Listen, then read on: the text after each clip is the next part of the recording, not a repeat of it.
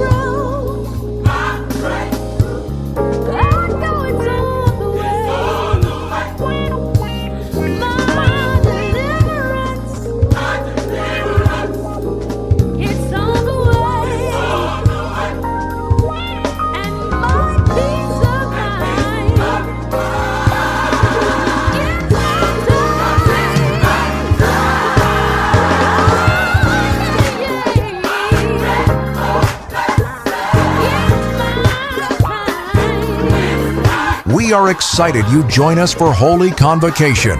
From the opening sound of praise to the final benediction, this is your moment, your season, your divine appointment.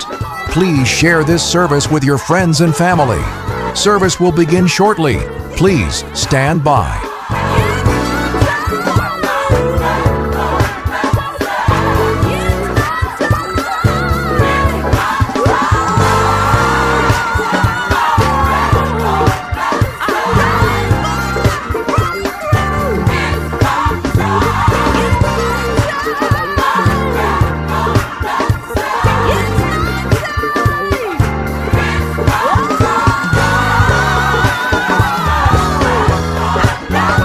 Welcome to 2025, Holy Convocation, where heaven touches earth and purpose collides with destiny.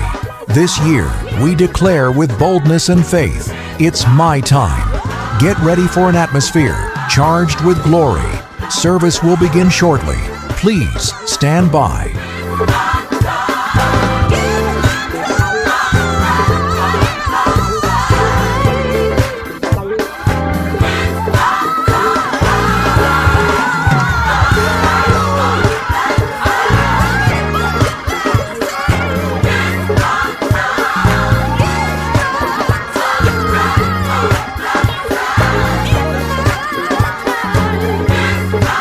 We are excited you join us for Holy Convocation. From the opening sound of praise to the final benediction, this is your moment, your season, your divine appointment. Please share this service with your friends and family. Service will begin shortly. Please stand by.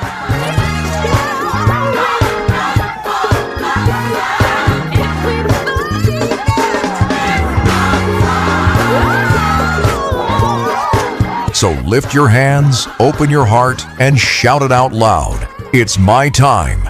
Now let the 2025 Holy Convocation begin.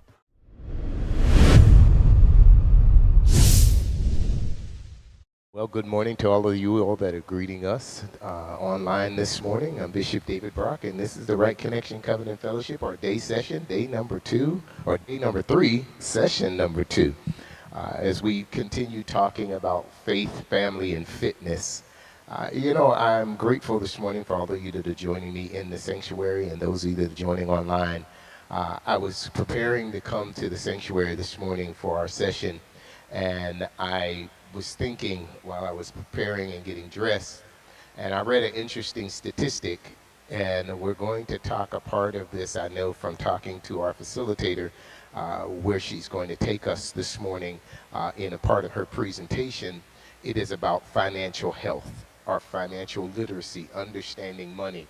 And I began to think about the fact that I heard a statistic and I went to research the statistic, and now the statistic is even higher than it was when I first heard it. The statistic I looked at said that most Americans, 70% of Americans do not have a savings account. And of those that do, over 70% of Americans don't have $1,000. So it was saying that they are literally 70% of America is living one paycheck away from financial ruin. Missing one paycheck can get you out, get you behind in your mortgage or your rent, get you behind in your car payment, get you behind in it, and not even having $1,000. So we are 70% of Americans are living one paycheck away. And I began to wonder in my thoughts process this morning, I began to wonder, what does that look like if we were to bring that statistic and poll the body of Christ? Because the body of Christ is made up in that 70%. We're in that. And I wanted to know and wonder, I said, God, I wonder how many individuals are in that boat. And then I noticed, as a pastor and as one that travels the country and preaches and goes to different services and things like that, I began to wonder and began to watch, and it's interesting how many saints and how many folks are in the body of Christ that will shout, dance, speak in tongues, tie my tie, see me tie my tie, tie my bow tie, tie my blue bow tie. We will say all this, we do all of this, and then when it comes to offering time, many of us are challenged when we're asked for $20 or anything above $20. And so we got to figure out how we do better, how we live better. I don't want to take the thunder away from our presenter this morning as we continue the faith, family, and fitness presentation. Yesterday we had an awesome opportunity to talk about mental health in the church, in the pulpit, in the pew. And for those of you that are watching, if you didn't get a chance to join us yesterday, we encourage you to go back and watch that live. Go back to our YouTube page and watch that presentation. It was very informative and very enlightening. And we hope today that you will be enlightened and you will also gain something from today. So we are here, and it's going to be an interactive time together with our presenter. I talked about her yesterday, and I pulled on her for this time in this session. Dr. Sharon McDaniel is the president, CEO of the Second Chance Incorporated, but I said even beyond that yesterday in her fun time now, she has become a content creator, but she creates content from the lens of leadership.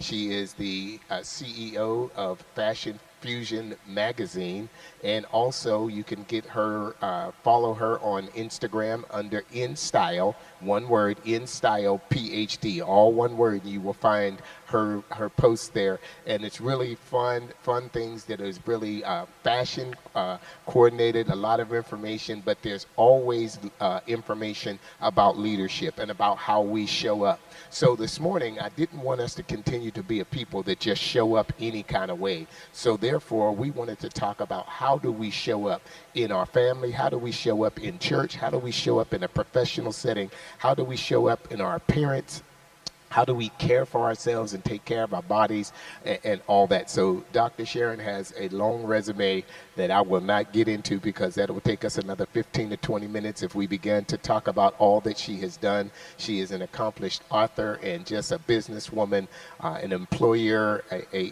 CEO, a board trustee in the educational arena, in the foundation arena. She's just an all-around gift and blessing to us. And this morning, I'm grateful, as I said yesterday, that she is a partner of Love Fellowship Church. She is a great supporter of what we do here. A lot of times when we don't even see her because she's in this part of the country, sometimes I call and say, where are you now? Or where are you headed now? But wherever we do here, she has always been a supporter of this work and this ministry, and we appreciate her. So today we are honored to welcome back to the podium our own Dr. Sharon McDaniel as she leads us in our interactive discussion today, Faith, Family, and Fitness. Will you clap your hands and let's receive Dr. McDaniel as she comes.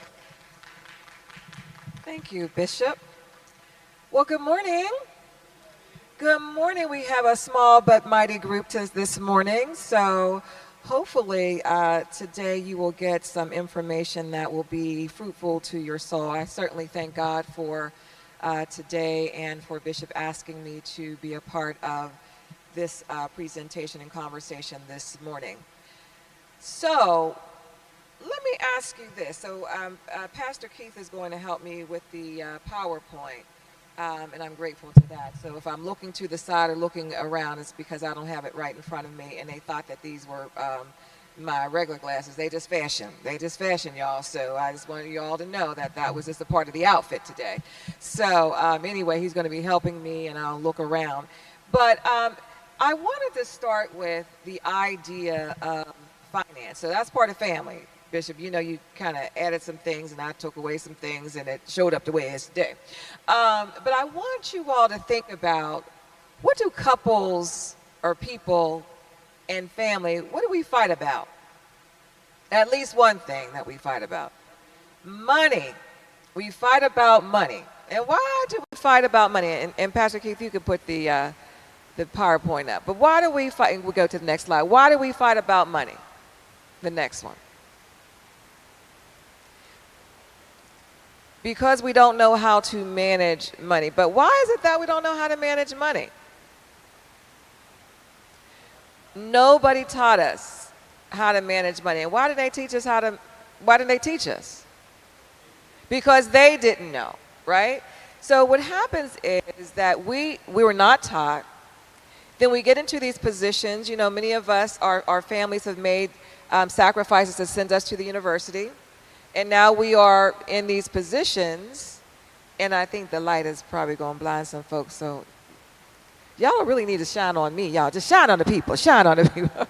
So anyway, but so our families didn't teach us. They didn't know. So we go to the universities. Then we get these positions. Now we're making a salary, right? And then what's the first thing that we do? We go and spend it. But how do we spend it? How do we spend it? Frivolously, but then we also get, when we start spending, guess what?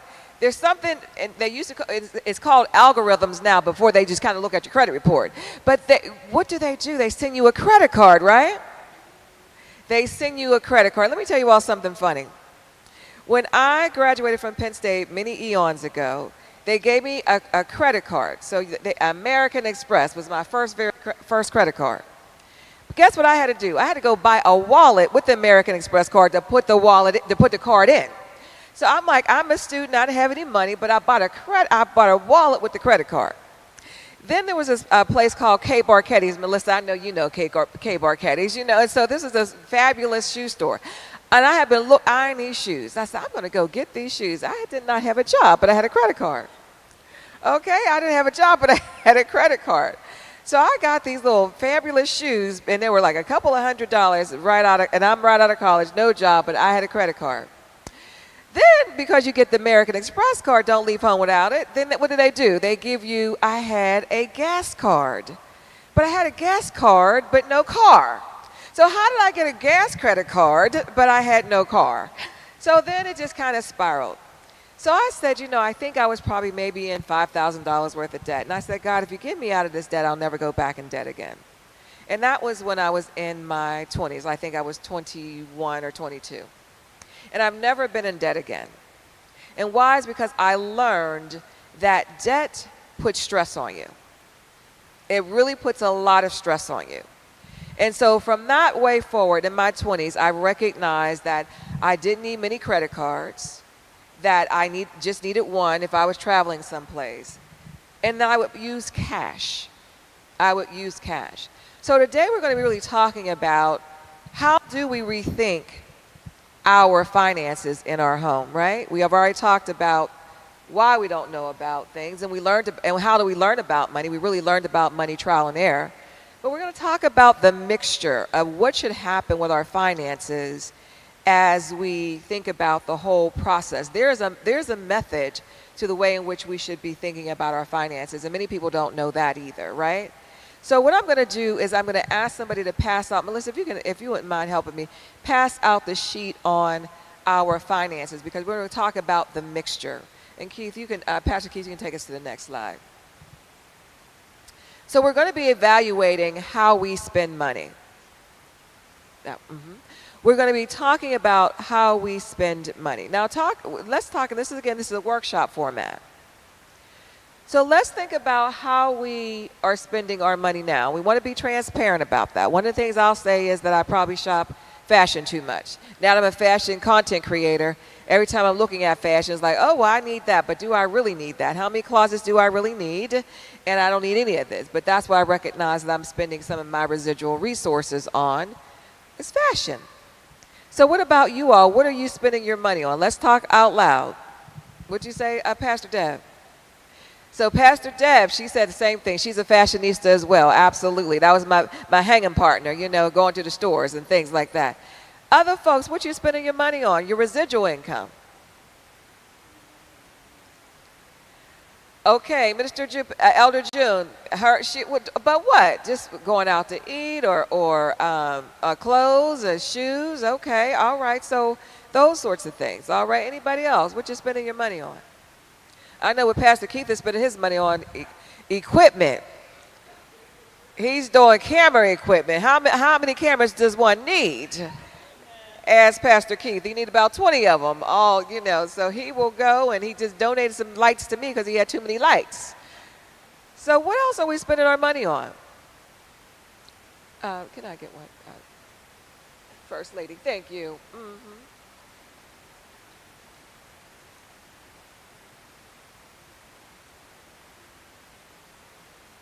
Yes, absolutely. So Pastor Deb said is that we could be a little bit more frugal with our resources by eating at home. And we're going to talk about those strategies, Pastor Deb, so you're right in my head right here. But I wanted to give you all the budget mix, right? And we'll make sure that people have them online too at the end of the session. But I wanted to give you all, this is the recommendation in terms of how we should be thinking about our finances, right? And so you see we have our housing and the mortgage. It should be no more than 30% of your income. So if you're paying more than that, and we know that their affordable housing is very, very difficult to find these days. And so some people are paying up to 50 and 60% of their income. Well, that's not sustainable. That's not sustainable. So you should really only be paying about 25 to 30% of your household income to your mortgage, okay? So I want you all to go and calculate how much are you spending after taxes, what you bring home, how much are you spending on your mortgage or your rent? Your utilities should only cost between 5 to 10% of your income. So sometimes people live in spaces where everything is electric, and then you have this high electric bill. And you have to think about that. I know that when I lived in Arizona, we ran the AC all the time. So that bill was very, very high. So think about if you have to run some things, if you are using air condition or whatever you may be using, more of like your dishwasher or something like that, that will take up your electric bill. And going to Pastor Deb's point, think about food and groceries. Well, that food, when you're going out, that's eating into that food and grocery bill, right? So that we got entertainment, but that's something else. That's not your money for your food. So think about if you're going out and what Melissa's a Starbucks a guru. What's those drinks, about $7 each or something like that? So think about $7 every day for a drink. That's a lot of money. That's $35 a week, right? I mean, at least if you for Monday through Friday. Well, I'm sure she goes on Saturday sometimes too, right? Bishop, I don't know. You want to tell on her? No, I don't know. But but just think about what that is. So, you know, if you like Starbucks, those other places, and I'm just picking on her at this point, but it could be other coffee places or the things that you like, or if you like Chinese food, if you're going out every day, the point is that it adds up, and that goes to your household budget. Transportation. Now, I like a car every now and again. I stay away from Bishop because he will have me in 14 cars or something like that. But anyway, your car expenses should only be between 10 and 15% of your income. Think about what your car payment is. If it's more than that, you are off. You see your household mix is off, right? Then giving in your tithes, absolutely. Your tithes, what, 10%? And that's just your tithes. And then if you're giving offerings, our benevolent fund, the children's fund. So it should be between, I would say, 15 to 20%. Okay? Your savings. Bishop just talked about the fact that there's 70% of folks only have $1,000 in their savings. So they're living paycheck to paycheck. You should be saving at least 20% of your income. So monthly, that should be automatically going into a savings. So again, I'm saying this because I want you to begin to examine your financial mix. Are you putting 20% away? So every month, whatever that paycheck is, it should be 20% should be in your savings. And then your debt, that's your credit cards and things like that. They should only be 10% of your income. So if you have, and I'm just making this up because I'm gonna keep math real simple. If you have $100 a month, it should be you should only be paying $10. That bill should be just that, $10. So just think about it. What are you paying on your credit card debt? If you're paying more than that, too much. Your insurance, 5 to 10%. Your entertainment, so that's when you want to go to the movies or go bowling and things like that. You want to make sure that you're budgeting 5 to 10% of that. If you are out and entertaining every day, then your budget again is off kilter. If you're bringing people in your house every day, you having them good old steaks that Melissa likes to cook for Bishop. I'm just saying that, and then you bring adding people to come over. That's a lot of money. So how are you adding that into your budget? So if you want to invite people over, but if you've not budgeted for that, that will take you off kilter, right? So even if you have a whole freezer of things and you have to replace that, that goes to your food budget. Sometimes we just think, oh, it's no big deal, I have it in the freezer, but you have to replace it. But think about, is that a part of your financial mix for the month? If it's not, you are eating into someplace else. Alrighty? And then your personal care. We're going to talk about that a little bit later on in terms of skincare and things. This is probably another area that I know First Lady and I just overdo it. Just one lipstick will be that 5% every month. So again, so I have to say, well, if I'm going to get the Chanel lipstick, maybe I got to I'll just go to get the drugstore something or another. So we can have a give and take. It's not that I can't get that lipstick. It's that is that in my budget for the month? If not, then I'm eating into another area. And then emergencies, because there's the savings, but then is your emergency account. When something happens to your house, do you have your capital campaign money? Right? That's your capital improvements that you have to be able to say, I got to get the roof fixed. I didn't anticipate that. They done told me that it was going to last 2 more years, but it did not. So you got to think about that. I had to get some gutter stuff replaced. Well, I didn't know that was going to be the thousands and the thousands and the thousands that it cost me, but I needed to get the gutter because it was causing some other problems. So you have to anticipate those other capital expenses, particularly if you're a homeowner, all right? Or even if you own a car, the car repairs can take you out. So now you see the mix. So talk to me, how many people are falling in this mix? So Bishop, you're falling in the mix pretty much, that you have all of this together that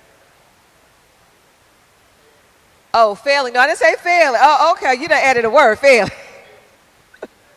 He done added a word. He telling on himself before I have to tell on him. So so the bottom line is that many of us, including myself, we're failing in this because we're not adhering to a discipline of our monthly budgets. But this is an opportunity for us, and we'll go to the next slide to really talk about that we really want to make a commitment. We really want to recalibrate how we're doing some things, right? And so I want you all to take out, right on the back of this, if you have a pen, I want you to write on the back of this, and there's some pens in the front. What do you need to do? Thinking about what we just talked about, the mix. What do you need to do to recalibrate to get your finances back in order? Thank you, Lady Melissa.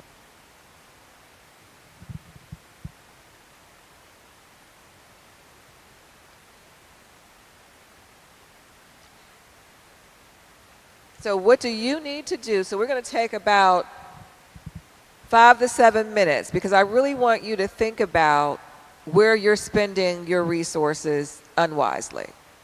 For me, I know it is in beauty. It is in clothing. Those are my 2 areas. I don't go out a lot. I got protein drinks in my refrigerator. That's about it. I'll have to go to somebody else's house to get some real meals. But those are 2 areas that I really actually spend.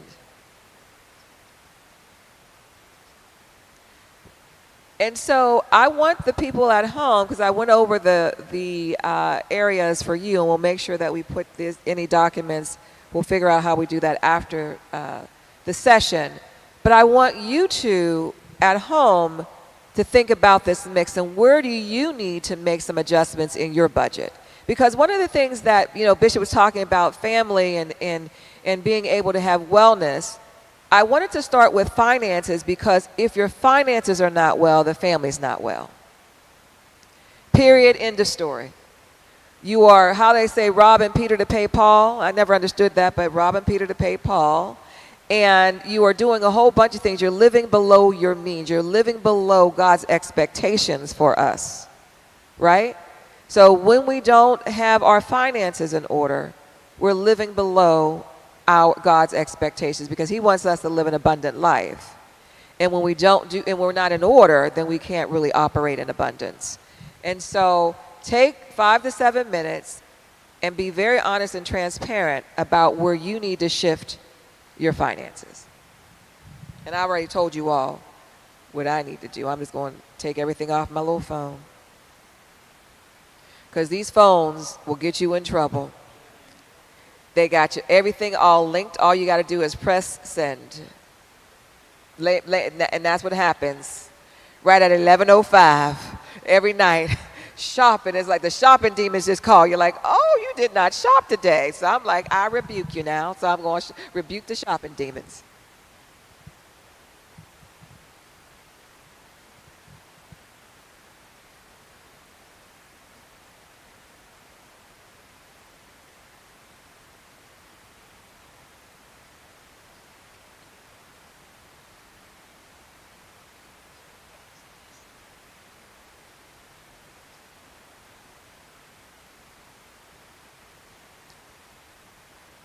Right, and I'm looking at some of the folks, and thank you all so much for joining us online. I'm really so glad you're here. And so, as someone said, there's someone's watching from Dallas, or no, that's their last name maybe. Okay, that's their last name. Okay, well, anyway, you might be watching from Dallas. Who knows? We're worldwide, so we might, who knows? But some folks said that they're eating out and they're shopping too much, and that seems to be what's going on, is the shopping right now. I think that has something to do with Love Fellowship. We like to shop at Love Fellowship. So we like to look nice at Love Fellowship. And I'm not mad about that at Love Fellowship. So everybody comes in looking so nice all the time. I love that for us. And what about the folks online? Keep it coming. So eating out and shopping, if there's anything else. What about some folks, we like these fancy cars. But how many well know that the fancy cars come with a fancy upkeep and maintenance? So I know when my daughter, I'm telling on her, but when she wanted a Range Rover, she decided she wanted to buy a used one. I said, girl, you ready for a Range Rover? And she said, oh, yes, Mom, I'm ready for well, she bought a Lemon. And that car was in the shop more than she drove it. And I said, well, can you afford that Range Rover now? Oh, no, Mom, but she had to learn on her own, right? I mean, I could have told her it's going to be very expensive. But she learned a lesson. She said, well, one, I got to make sure that I do my due diligence around what I am buying if I'm buying something that's pre-owned. And then secondly, can I afford the maintenance of a car like that? And so she recognized that at that time, she could not, and so she was able to get out of it because of lemon laws, and then she was able to get into something that she could afford. So thank goodness for lemon laws and great attorneys. So that's how that worked out. All right, and hello, I see Davita has joined us, and so I know that she's probably with the rest of us shopping. Davita, just in case you are just coming in, we're talking about how do we recalibrate our budgets. So I already know you're going to say yes. I got the shopping person, me too, and Lady Melissa and your dad. So all of us, we said that shopping is on our list. All right, let's take a few more minutes. Again, this is going to be how you recalibrate, how you have decided that you are going to recalibrate your finances. And so I want you really well to make a commitment. So whatever you're writing, you're going to make a commitment. And let me talk about a commitment, because we've been trying to be on this no shopping thing for the last year, half a year, 8 months. Somebody and I, Melissa just said, I'll just watch y'all fail, but I'll just watch y'all not be able to make it past today. And that's exactly what happened. I think it was less than 23 hours that we had to shop. But what I want us to do is in bite-sized pieces. I want us to make these commitments in bite-sized pieces, because when we carve off too much, then what happens is we create failure for ourselves. So if we say that we're not going to shop on, for me, I'm going to do an Amazon shopping maybe every other day. That would be good for me, because I pretty much shop on Amazon every day. So that would be good for me. So I want us to think about, how do we do this? How do we make a commitment in bite-sized pieces so that we're not going to set ourselves up for failure? Does that make sense to everybody? Okay, because if you go too far out, we just don't have the discipline. It's a muscle. We have to develop that muscle, that discipline of, okay, I'm only going to shop Amazon on Tuesdays, Thursdays, and Saturdays, not every day. So think about that for yourselves, okay? All right, so I'm hearing that, yes, so Sonia is saying that she wants to look at her rent, insurance, and utilities, and Vaughn talked about the high car insurance, those sorts of things. So thank you all again for participating with us online. So I want you all to talk about openly, if you wouldn't mind, who wants to volunteer. How are you going? What is your commitment? What is that thing that you're going to do to recalibrate? Anybody?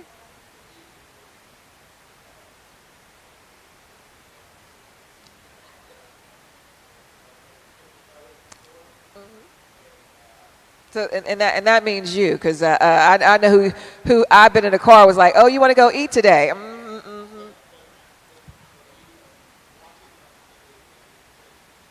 Eating out.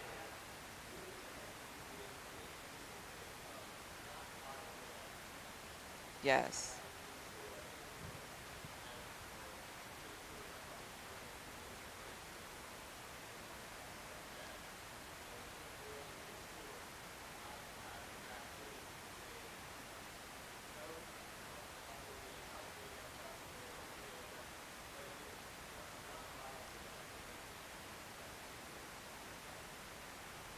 Yeah, so Bishop is talking about understanding between the needs and the wants and being able to have the discipline to say, you know what, I may want this, but I don't need it and I'm not going to buy it.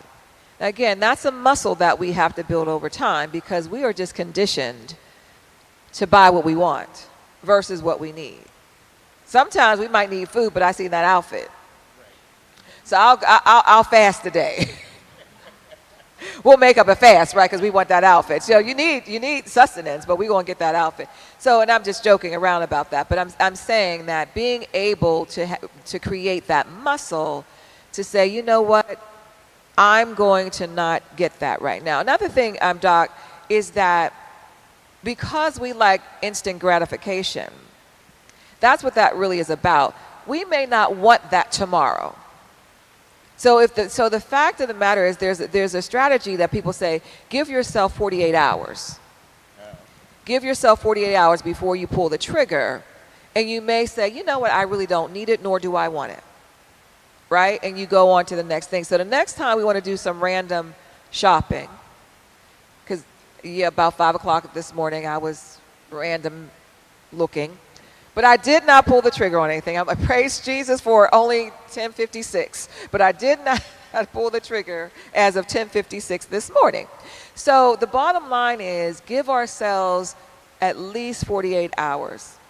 Now, it might be something that, people are bidding on or something like that because some these sites that we shop at that are pre-loved, it's all about who gets there first. But if it's supposed to be there for you, it'll be there. If it wasn't, then you weren't supposed to have it anyway. So give yourself 48 hours before we pull the trigger, okay? So maybe that's the agreement. So Bishop is saying that that's what he's going to start doing. So not going out to eat so much, cooking at home, and then waiting 24 to 48 hours before he says, do I really want this? Thank you, Bishop. Anything else you'd like to add to that? Okay, good. Other folks? Pastor Deb.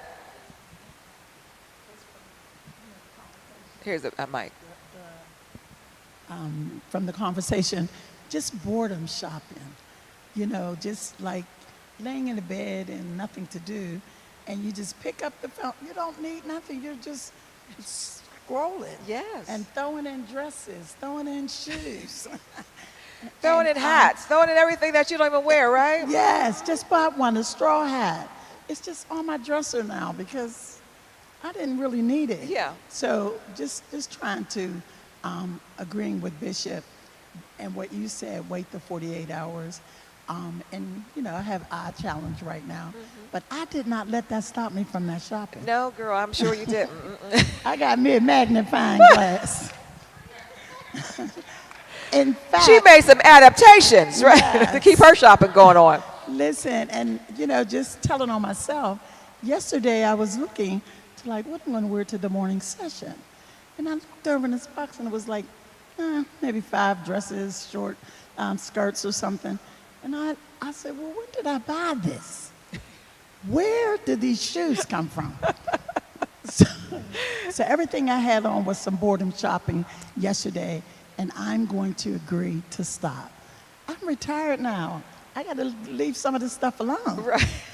But I have a habit that I learned with my bestie. Yes, I know. That's what I'm saying. That the two of us connected. So God. we were not good for one another. Not because we listen. We go to places and buy fur coats right there. So Yes. It's like okay. So and did that. And did that. And so and thank you, Pastor Deb, for that, because for those of us who are empty nesters or are single or sometimes even coupled up, the fact of the matter is that there are spaces in our lives because if we like to look nice and we've been shopping. And then the other thing is I grew up with people who love to shop. So when you grow up with people who love to shop and that's what they did, guess what? That experiential learning is how you grew up. So it's like, oh no, we always got to have an outfit going on. Something new, something going on, go get that outfit. So now I'm saying as Pastor Deb, how do we stop the boredom shopping? And for those of you who are watching online, you probably have that as well. How do we just say, we're going to stop the boredom and rant? Because it's almost like when we talked in the eating section, it's the same thing. We eat out of boredom. So we're shopping out of boredom. And so what I had said to myself, Pastor Deb, this morning, okay, this is my declaration. I said, instead of shopping, I'm going to go walk some miles. So that's what I'm going to do. I'm going to go on, I'm like, I want to shop. No, I'm going to go downstairs and get on my treadmill. Or get on my Peloton that has not seen me in a few minutes. So that's what I decided that I'm going to, so instead of when I'm bored, go walk. So whether you walk outside, whether you walk in, so find something that we can do when we're bored. If it's late at night, turn the TV off and go to sleep. Put some music on and go to sleep. So we got to figure out, because at the end of the day, we're cutting into our budget mix. And those random dollars can be put up for if I want to go to, a trip abroad or something like that. So you can actually say, instead of putting it here, why don't I think about I want to go on a trip? And put that in your trip account. Because your budget mix might be all good, but those extra resources we can use for doing something, going to Myrtle Beach or something like that. Or saving up for a big thing. Sometimes, I think about all the things that I've purchased, and then it's like this one big thing. Well, girl, if you would have stopped all that random shopping, you have enough money that you could have bought that one big thing.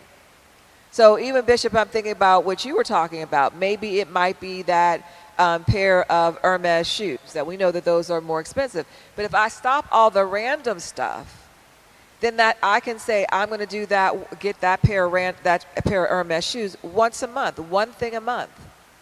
Because the other piece is that we are, that fast fashion, we're actually killing the planet, guys. And I'm a part of that, killing the planet, because I do fast fashion all the time. And what I've tried to do now, though, is make sure that if there's anything that I want that's a high value, that I'm actually buying it pre-loved. So and now that we know most of the things are made in China anyway, the fact of the matter is pre-loved, some of the old stuff is better than the new stuff. So I want to if I'm going to get a Chanel bag, I'm going to get one of those 1956 ones. So that's the thing, is like really think about how do we shop pre-loved. And I'll give a list of places that I even shop, and I'll just say them randomly. ThredUp is an online shopping store, and it actually has a benevolent part of it. It actually gives back to needy children, families, and things like that. So I do shop ThredUp a lot because it has that foundational type of experience that they give back to the community. You all have heard The Real. That's another place that people get pre-loved items. Fashion File is another place. So you don't have to go out to the local store and spend all the money. They curate it, they authenticate it, and it's very, very good products. I shop at Vestiaire Collective from Paris. And so that's, one of the places that I get a lot of the designer things that I like, but I don't want to pay that high price, but it's still it's reasonable. So just think about that if you're a shopper like myself, Pastor Deb, Lady Melissa, Davida. I can kind of name all of us on this line, on line 2. All of us at LFC who are shoppers. Here's what Pastor Keith. Pastor Keith, I'll tell you all. One time he took us, I'm going to tell on him. One time we went shopping. Pastor Keith had more bags than I did. I said, all righty now. So we're no good for each other either. They'll say, just go ahead and get it. So anywho, all in fun. But make sure that you are looking at your budget mix and adhering to that. And Lady Melissa, I think you had a comment that you wanted to make too.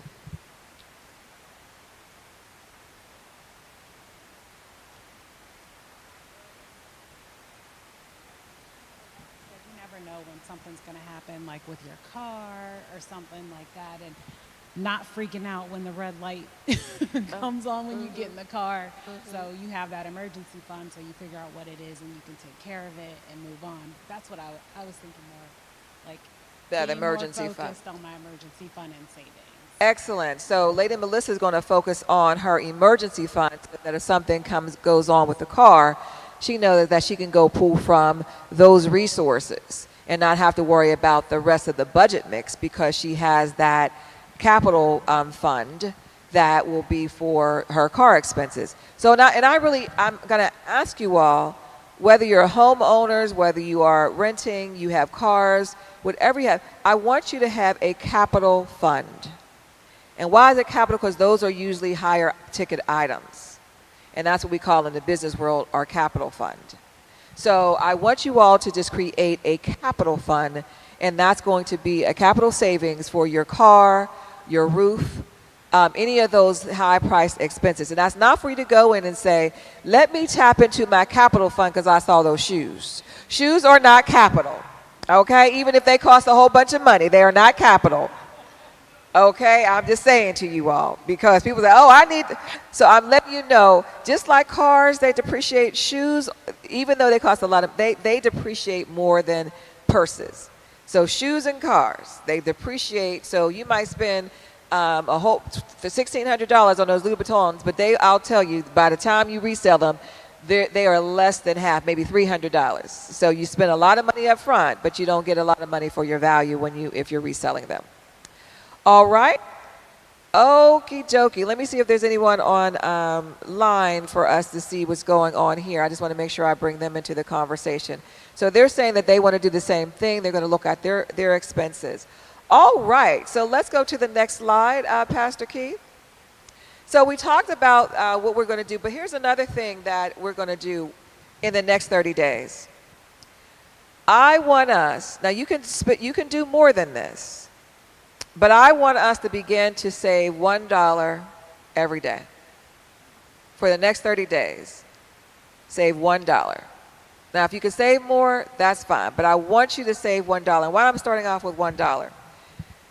Because that's reasonable. And there's a question. If there's a question in the chat, make sure you let me know it's in the chat so I can get back to that.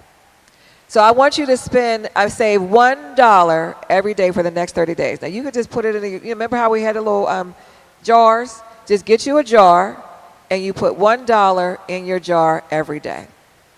And we're starting off small because remember I told you it's about building a muscle, right? Then, this is going to be hard for some of us. I'm shaking in my boots as I say this, or my shoes. I want you to, for the next 30 days, to only use cash. To only use cash. Do not use your credit card. That's the point, Melissa. You never have cash, so you got to go and get cash in order to spend. So you have to be more intentional and deliberate to go and spend your money because you have to go to the ATM to get cash, right? And you know, how many of us just like to go to the ATM to get cash? Not many of us, right? So we just get that credit card. But I got this from Melanie Hobson. I was listening to her, and she was helping a young person. And I said, I'm going to use that in this presentation because she was helping a young person save more than $1,000 and have more than $1,000 in their savings. So for the next 30 days, and you can decide when your start date is because you might have to start on Monday because you have to get yourself together in order. But whatever your start date is, and let's not make it long, you are going to use only cash for 30 days. Then for some of you all who have credit cards, I want you to pay off. If you only owe $100 on a credit card, I need you to make a sacrifice, and I need you to pay off that low balance credit card. Why? Because you're paying between 18 to 21% on $100. So I need you to pay off that small balance. Now that might mean you pay the minimum on someplace else so that you can double up and pay that credit card off. Does that make sense to everybody? Okay.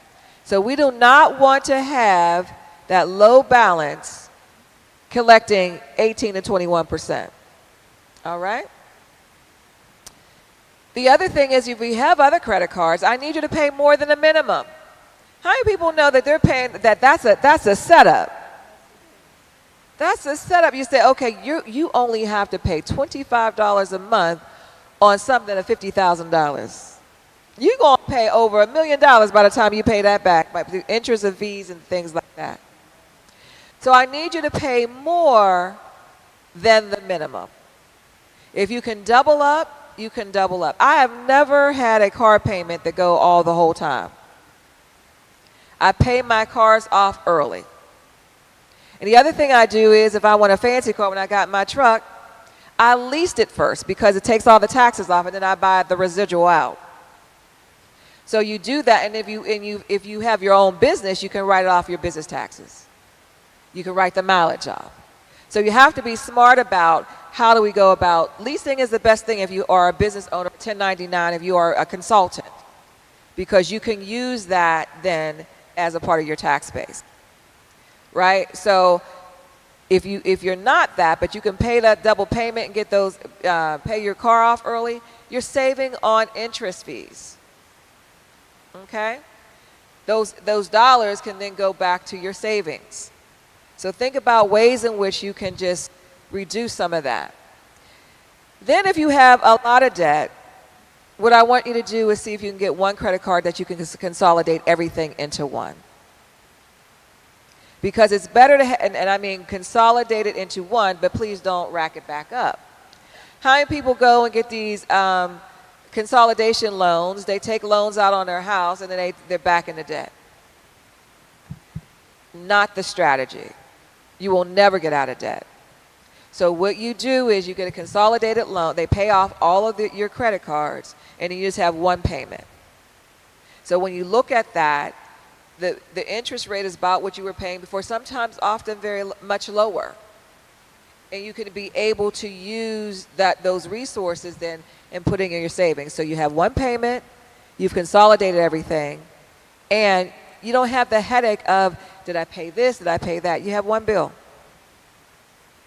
I have one credit card. They send me stuff and I tear it up. I'm not interested in anything else. I have one credit card, and most often I pay the credit card off every month. Now, sometimes I'm a little bad. I might have to stretch it over 2 months. But it's no longer than 2 months because it's my American Express, and I don't even have a limit. They say they didn't give me a limit. Whatever you spend, it's all right. And then I guess because I was, like I said, doing a little bit too much, they said you are now a part of our Centurium group. So I have a free for 5 years to the Centurium Club. I'm like, what is that? And where is that? Well, you got to go to New York, you got to go to LA, you got to go to Atlanta. I'm like, okay. So anyway, when I go to the airport, there's Centurium clubs and things like that. I get to go and take some guests free. But guess what? I don't want to be a part of the Centurium Club because I'm spending all this money. I don't want to do that anymore, right? I'll just do the regular fee.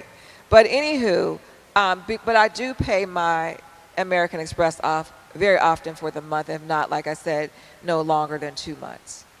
So I just wanted to make sure that we think about that as we go back and we examine our finances, because again, when I was 20-something years old and I was telling Bishop yesterday and his wife that I had a credit, and I said it to the group earlier, I had a gas card, no car.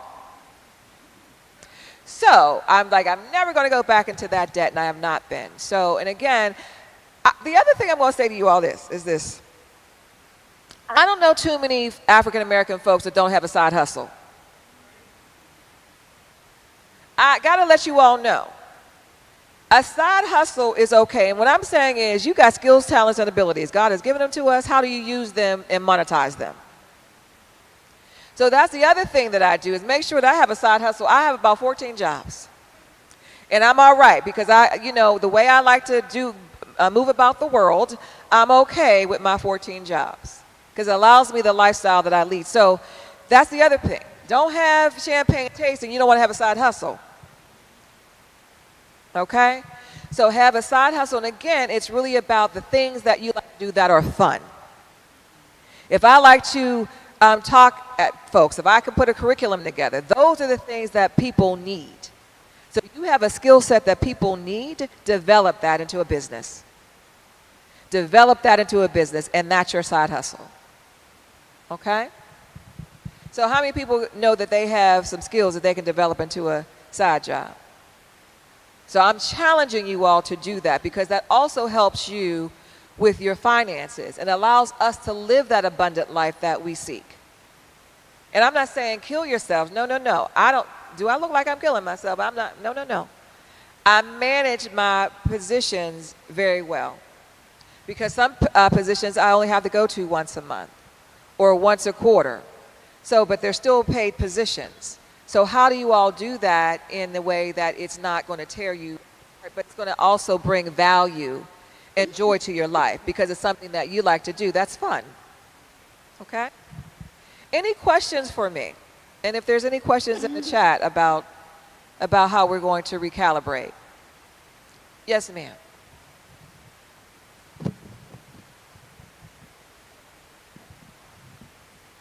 Time come. I don't work for the summer because well, at the time I was a school counselor. And so I used to tutor. And then I got so passionate about it that I didn't charge people. So now you're saying make that passion into profit for myself for the summer. That'll be a part-time job. Yes, that's what I'm saying. Okay. Now I'm an entrepreneur, okay? So you know I'm going to say that, and I do a lot of things from my heart, trust and believe. I give way more than I get back. But what I'm no longer doing, and this is something that I have to say about the African American community, we have been taught to be so benevolent and not to be business minded. So that's where we have to shift a little bit. Because you have a skill set, folks need it, and so you may say, okay, I'm only going to charge you for an hour, but it's a 90-minute session. So that it allows you that balance between your benevolence and also your business. Okay? Because you have a skill set that folks need. And the other thing is, don't shortchange your talent. We often shortchange our talent. God knows and God sees, and that's why he blessed you with those gifts. So, okay, then thank you for that question because that's a very good question. But I give, I'm working with a young lady now. I know how to write grants like the back of my head. And I typically charge $150 to $250 an hour to write somebody's grant. I told her I'm going to give it to her free because I believe in her. And so, and I've already spent about 15 hours working with her. And I go home tonight to work with her. That's what I've been doing all week, is working with her because this grant is due next week. So that's the way we give back because God will return it so much to us. And also pray about that because maybe God says, for this family, I need you to give it free. This other family, they can afford it. So everything, you pray about that.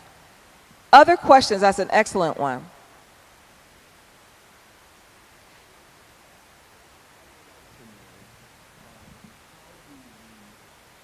How do we educate our congregations in entrepreneurship?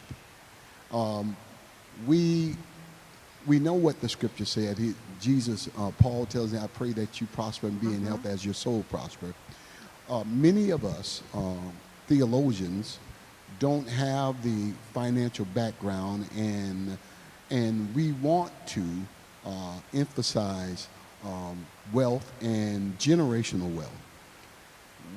What are some of the things that we can do initially to begin to open up that conversation and resources to our people in the congregation? And that's a good question, Bishop. And I have a book here by Mersha Baradon. I guess that's how you say it. But I'm going to make sure we get this. But this is really The Color of Money, Black Banks and the Racial Wealth Gap. It's one of the books so I read a lot. And I read many books a lot at the same time. I do chat. And I start from the back of the book for some reason. I'm like, I need to know what you're saying at the end, and I'll fill it in the front. But there's another book, and it's for children, and it's by Melanie Hobson. She is, a girl fan because she's this amazing woman. She is the CEO of Ariel Investments, married to George Lucas. And she wrote a book for children on money, but it really is for adults as well. And so this book you can get from Amazon, and it's about, I think it's $19, but that could be a workshop in the church. Just beginning to have people understand money and starting there foundationally. And then from there, you can say, let's have a resource fair to see who can do what. We can call a resource or job, an internal church job fair. And a job fair saying, what skills do you have that fair? And a job fair saying, what skills do you have that you can, the talents of the members. And you just say, I want you to set up a booth to say, I can do this. Or I can do this. How many people in the church can actually cook and can be a caterer? But it's like they need to be poured into. They need to be, that you can do this. So there's so many talent, skills, and abilities right in the church. But we have to be able to cultivate that and foster that. So starting from now, and I'll make sure you get this book, and then from there, but using that as a workshop. That's how we build. Once people understand money, once people understand their value, once people understand, oh, I can start my own business? Yes, you can create your own LLC. Yes, you can create your 501c3. So it's really about the mechanics to how to do all of that. And let me tell you something. YouTube University is the best university. I will give all my dollars back. I'll just tell you, YouTube will teach you how to braid hair, do skin, whatever you wanted to. That's where you also go. Have a YouTube University workshop on developing businesses. Yes, sir. Yes, Bishop. So I'm from a small city, Warren, Ohio. During the pandemic, a lot of things closed. A lot of things left the neighborhood. And one of the major things that left, we had a community center that's no longer there. A church bought it, made it into a church, which is the craziest thing to me. My heart is to build a community center for our youth. Because they don't got nothing. How would you start that? Right. So one of the things I would do, and thank you for your question, one of the things I would do is I would have a conversation with the church to ask them why they are not having, because the church is obviously a big church, why they are not having a conversation with the community about the need for this youth center. So I know that there's a church up in Hills that bought used to be a Y or something like that. But they have it open for the community to do the same things. Like you still can go and play basketball. You can still go to do the things. It's a church, but it's a part of the community. And so I would offer to you is asking them, like, do you understand that you bought this church, but a part of you sitting here is that the children still need a place to go and fellowship. So I would start there. Then from there, I would go to your local municipality to say, what are you all doing around the needs for our youth? Because it might be in their budget plan, but they're just looking for somebody to step up to help them, right? So that's where I would start. Because I'll tell you, government, they have a lot of resources, but sometimes they're looking for the right people to do the right thing. And so it might be just having those conversations. Because most of what I do, I have contracts with the government. That's why I've been in business for 32 years, because I'm offering government a service that they need. And so when you do that, and you demonstrate that you are, operate with integrity, you have outcomes that they need, they will continue to do business with you. I always say, if you mess up a government contract, then you've really messed up. Because government will stay around with you a long time as long as you're doing what the government needs. Okay, so I hope that's helpful to you. All right. Well, Pastor Keith is moving, and I need you to... Oh, okay. So on to the next slide, because I think we're going to finish this section. All right. We did our little worksheet, so we're past that. I'm a little ahead of my time. That's good. Next slide. And I think this is the one with your commitments. You can do a PowerPoint, but you don't always remember what you did. Yeah, and this is what I'm just saying, that this is how we're going to shift. So all of our dollars are going to help us shift up, right? Because we're going to be able to save. We're going to have less debt. So we are shifting up. All right, next slide. Okay, we wrote our personal commitments. Yes. All right, Sharon, you're ahead of yourself. All right, next slide. All right, so we are going to pause for 5 minutes. I want you all to get up and stretch, because I told you I'm making this a workshop. I want you all to get up for 5 minutes, come on back, because we're going to shift over to beauty. All righty? And I'm going to teach you all how to do a mini facial.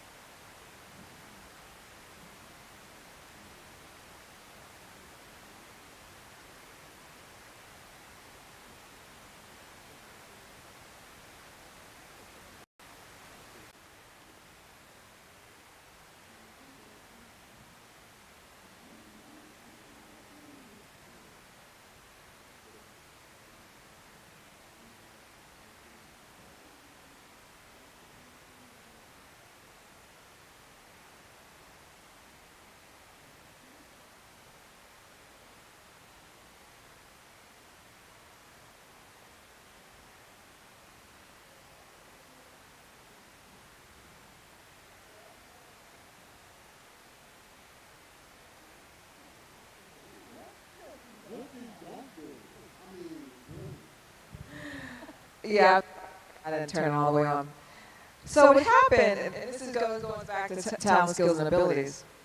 When I finished my first doctorate, and I was praying one day, and I said, God, I said, what else do you want me to do? And he said, go back to your first love, in terms of when I was a little kid. And I'm like, oh, doing hair. I used to braid people's hair. I mean, when I was at Penn State, I was a resident stylist, and that sort of stuff. So I said, okay, well, that afternoon, across my desk came a court order to get one of our kids' hair done. That's when I enrolled in beauty school. And I had a salon, and I still have the salon, for almost 10 years. And what it was our social venture to our nonprofit. So the money that we made over there, we put it back into the nonprofit. And so that's how we did that, and we were able to build businesses. We were able to, give money back to the community in remarkable ways. And so, again, that was that entrepreneurial effort. So if I was going to run a salon, then I need to know about beauty and how to do it. So that's why I went to beauty school. So I went to school. I worked at night, went to school in the day because I didn't want to spend 18 months. I wanted to be done in however many months. So I went to school during the day, and then I worked at night. And so that's what I did. And I kept my license. And once the larger salon closed, I purchased the organization from my company to still have my salon. So, yeah, and the thing that we did every Tuesday was Family Day. So they got a discount, and we also trained our stylists to be, because as you heard yesterday, we tell our stylists everything. So we trained our stylists to actually understand what was going on with families so that they could come back and say, hey, X, Y, and Z is going on with the family. You might want to go out to Miss Sarah's house because she's struggling with the kids today. So that's how we were able to fuse then the salon piece to the nonprofit. Yeah. So what we're going to do is I'm going to ask Sister Miss Johnson to come on up, and she's going to be, thank you so much for being my model. So can we give her a round of applause? Yes. So what I'm going to do is a mini facial, because we heard Bishop talk about yesterday when he went with Lady M that all the products that he bought. But you really don't have to buy a lot of high-end products. Now, I have a plethora of different products, so don't pay attention to the products themselves. But I wanted people to know that Olay has the best line of drugstore products ever. And they are just like the ones that you can find at the high-end stores. So you don't need to go to Needless Marcus. I call it Neat instead of Neiman's. It's Needless because the prices are out the door. So you don't have to go to Neiman Marcus or Saks or anything like that. You can go right to your local drugstore and get some of these. And what you need a wonderful facial cleanser. How many of us wear makeup? We should be doing more than one cleanse. We should do at least, if you wear makeup, you should do at least cleanse your face at least 2 times. Right? Because what you're doing is you're taking off the first layer. The second layer is then we take off really all the rest that's there. You need an exfoliant. What does exfoliant do? It takes off the dead and dry skin. So as I was talking to Elder June, a part of the challenge is how do we exfoliate the skin? You need a moisturizer. So you definitely need, sometimes people think you need a toner. You do not need a toner, particularly if you're a dry skin person. You do not need a toner. Okay? And then the moisturizer you get if you are oily, you want to get one that is oil-free. So you need a moisturizer and you need an SPF. Now, very often in our makeup, we have SPF. So if you don't have an SPF in your makeup, and that's the sun blocker.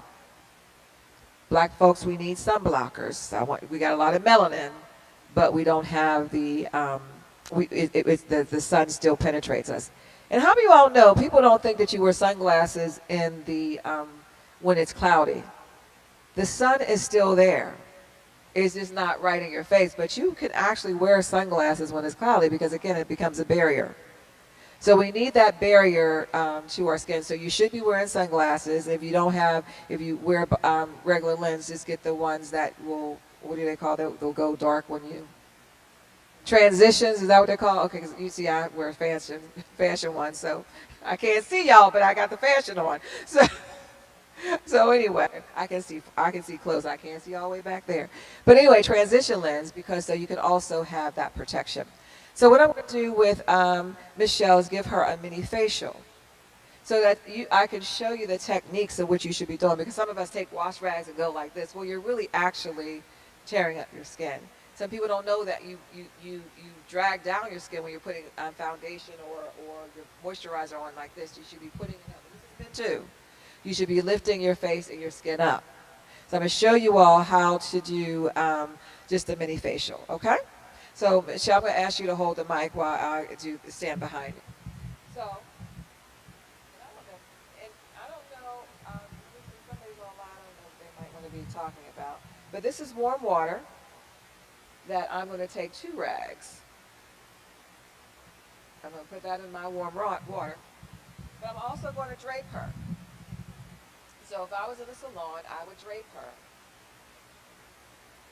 so that she's covered, right? You all go to salon, you all know to do this, right? All right. So I asked her if she had any makeup on. She does not have any makeup on. So I don't have to worry about taking any makeup off. But I'm going to use 2 rags. Let me show you what you do. You don't have to do this at home. But this is what we do in the salon. So she's going to lay her head back. And you see I'm going to take makeup and I'm just kind of take her face up like that. So I'm going up. Because if I push down, I'm actually pushing the skin against the natural process by going up. And then if you come up, and every day. So going on the neck, up, and out. Okay? So how many walking does that have? You know, you know. But you do, fluff it, right?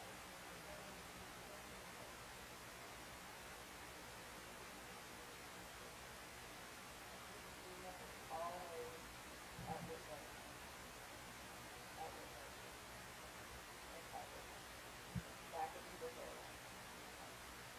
Now sometimes, what I'm going to do, the other thing I'm going to do is this one. If you have no treatment, use a retinol.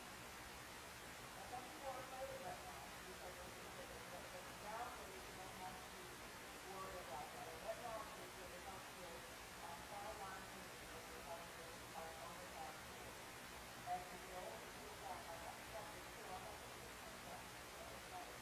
You can see all of that is so important. Now, this is not fun.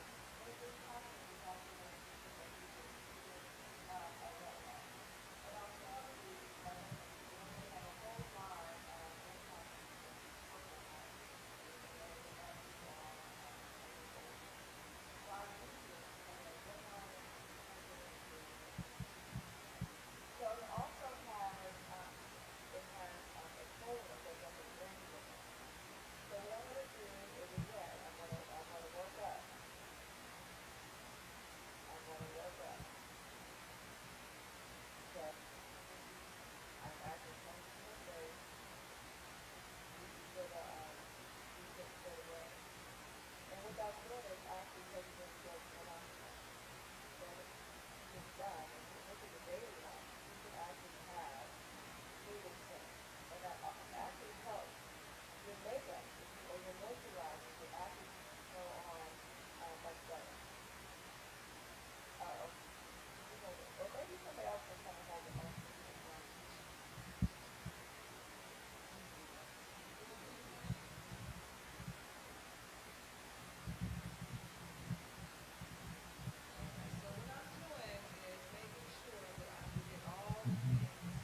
She has, I've just put the cleanser on her, the Olay Retinol Cleanser, because she's, while she is younger, I still see some little wrinkles on her forehead.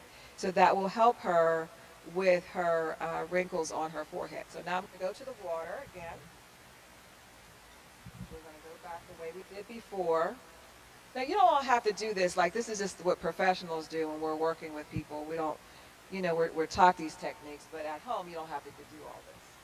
But you still want to go up with an upward movement, though. You still want to just go up and make sure you're taking the cleanser off in an upward motion. So I did that side. Now I'm going to do this side. Okay? And then we're coming into her hairline.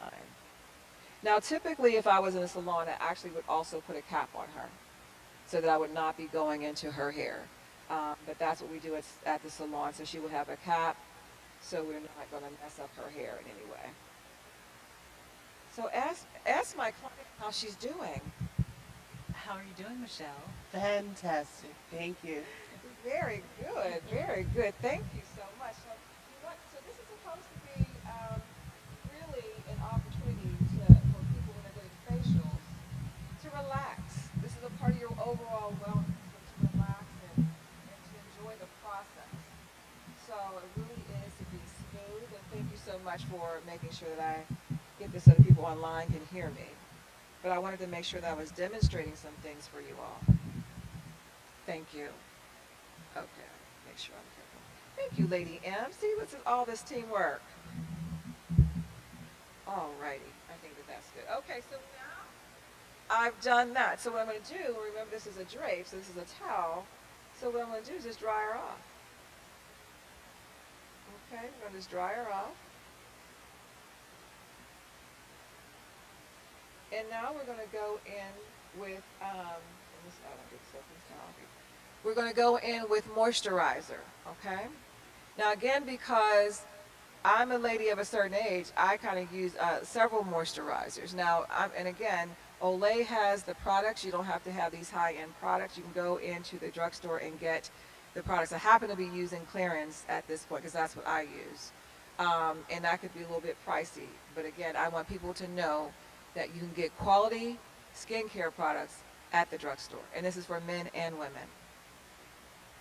So the first thing I'm going to do is to go in with an elixir. And what that does, again, it helps with the skin. It helps to moisturize the skin, and it helps with fine lines and wrinkles.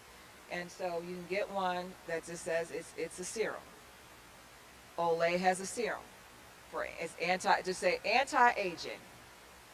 So we might everything else might look aged, but not our faces, right? So we also have we can use this on our hands and our necks too.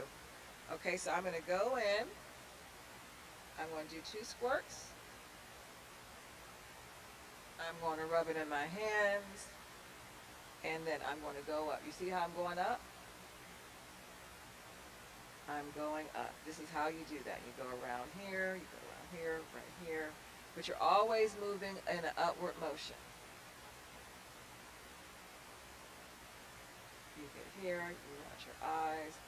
How does that feel? You're welcome. You're going to have amazing skin. She said, I want to get this done all the time at the church. So, oh, you're welcome. You're welcome. Thank you for volunteering. So that was the first layer. That's the serum. And again, your serum goes on first because that's the most potent. So that goes on first. Then you go with the moisturizer. But before I do that, I'm going to do one more. This one is a firming serum. So as we age, we lose collagen, and so our skin will sag. So this helps with the lifting up of the face.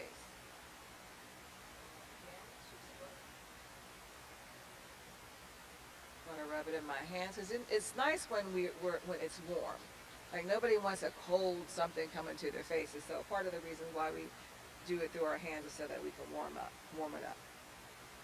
Again, and it's layering. So somebody's like, oh, is that too much? No, it's layering. Everything works in concert.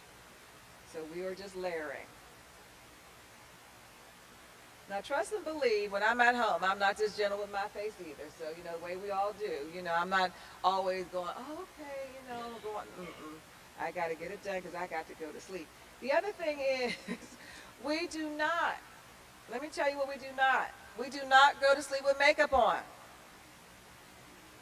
We do not. That will age your skin.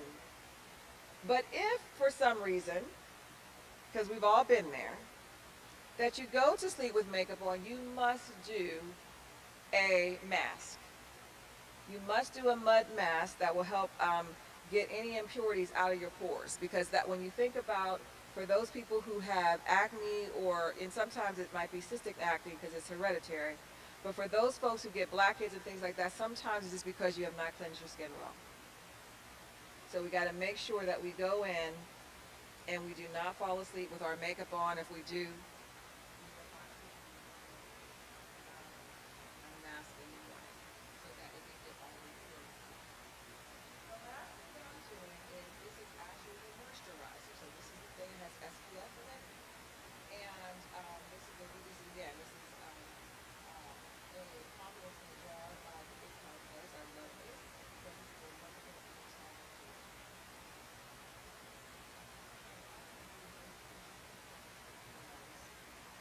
she has some dry skin, so I said that I would give that to her. So I'm going to give you that. And now that's a little expensive now, sweetie, so I'm going to give you something that's almost $40. So I'm going to give that to you today because I love you, girl. So anyway, that's why you're getting that. So anyway, this is the last thing that Michelle will get on before she actually puts makeup on, because this has an SPF already built into it, so she doesn't need to have that. Or she would also have makeup that has the SPF. You really want to start at 50 and higher. All right. So what I've just done is just really a little mini facial for you all. This is how you should be thinking about your skin when you go home every day. This really helps the aging process. It helps you because we like to stay youthful, but it really is about how you treat your own skin. When I tell people that I'm 63, they don't believe that I'm 63, and I say, well, part of that is because I take care of my skin. Okay.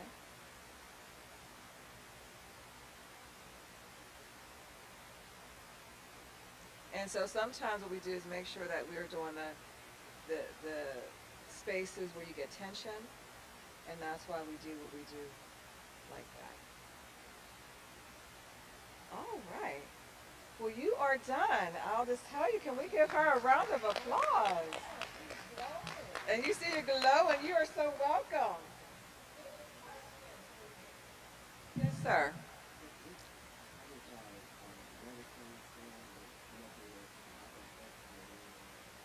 And you talk to you go to a dermatologist? So I think sometimes, eczema is tricky. Obviously, it's it's dry skin patches and things like that. Have you tried like olive oil and things like that? Grapeseed oil. So sometimes those oils, you could just put sweet almond oil is amazing. Sweet almond oil with some shea butter. That works miracles. So put that on, and then the other thing is, if you have those dry patches, if it's on your hands, on your face, I don't see it, but anyway, so whatever you're doing a good job. But yeah, just put try sweet almond oil. You can get that at any local health food store, okay? Because I use that. I use almond oil on my skin all the time, okay? Yeah, because you want to stay away from a lot of things. If it has too many ingredients that you can't read, stay away from it. Okay, so get those natural products. Okay. Other folks, yes, Elder Jim.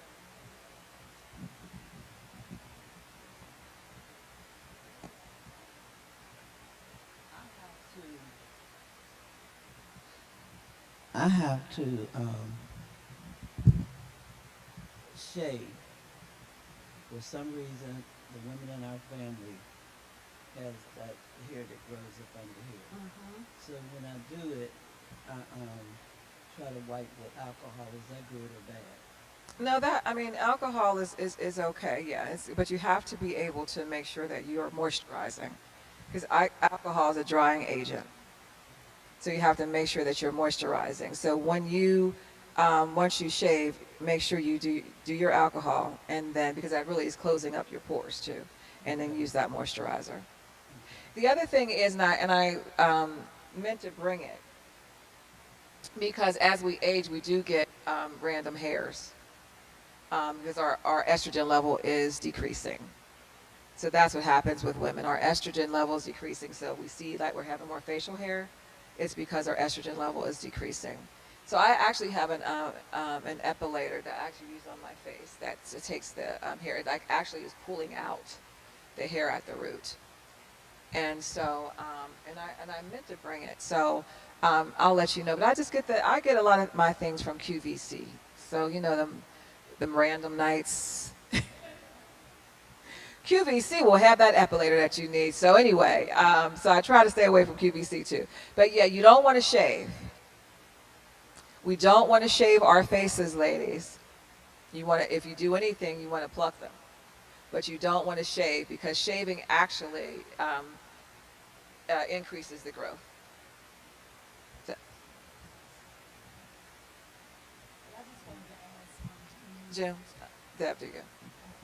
Oh, I just wanted to ask the question around the plucking, because if you have a few hairs and then you start plucking, is it true that plucking make more hair grow? No. Okay. It's shaving will, but not plucking. Yeah. Yeah. Plucking is actually you're plucking it from the follicle. Yeah, And that's what this epilate, that's what, you know, you just like rub it and it actually take it. It can be painful because it's like if you have too much hair, it's actually pulling out the hairs from the root, so it doesn't grow back as fast. But shaving, it grows back very quickly, so that's why you really shouldn't shave. I mean, just think about the guys who shave, particularly with people who have a clean cuts. They have to shave just every other day or every day so that they can keep it smooth, because shaving stimulates the growth. Yeah. Okay, thank you. Other questions? Any questions online? And I'm sorry you guys didn't get a chance to really see the demonstration, but you can, again, go on YouTube and they'll show you how to do a mini facial. Oh, did you see it? Okay, good. Oh, excellent. Okay, good. Was there any questions in the chat? Oh, okay. So I didn't want to really talk about the products much because they're random, is what I had at home. But that's why I want you all to know that I want you to go to the drugstore and get the Olay products, just to get the whole line. If you get the purple line, get the whole purple line. That's the retinol, that's the anti-aging. Or get the, they have, if you need collagen. They have, if you need, what do you call that? If you have the hyperpigmentation, the one with the sunscreen and the vitamin C. So they have all of that. So you can get the whole line. So the vitamin C is the orange line. The purple line is the retinol line. The blue line is the collagen line. So they have a whole line based on what you need. And how do you determine what you need? It's pretty much based on your age. Younger folks may need one with the vitamin C. Older folks need the one with the retinol and collagen. You can switch on and off. But there you can get the whole line for probably about maybe $60. I'm not going to tell you that this thing costs $210. That's why I didn't want to really let you all know that the stuff that I use might be crazy, okay? But when I went to Italy, you can't get this this big one in Pittsburgh all the time, so I got it when I was in Italy. Yes, ma'am.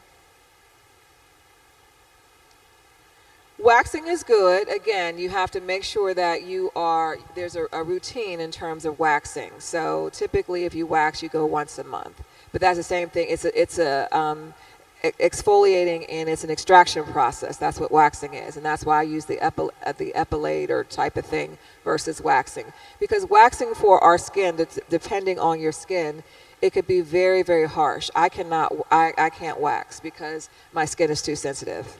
So you have to understand, if your skin is too sensitive, you cannot wax and you should not wax. Let's finish yours now.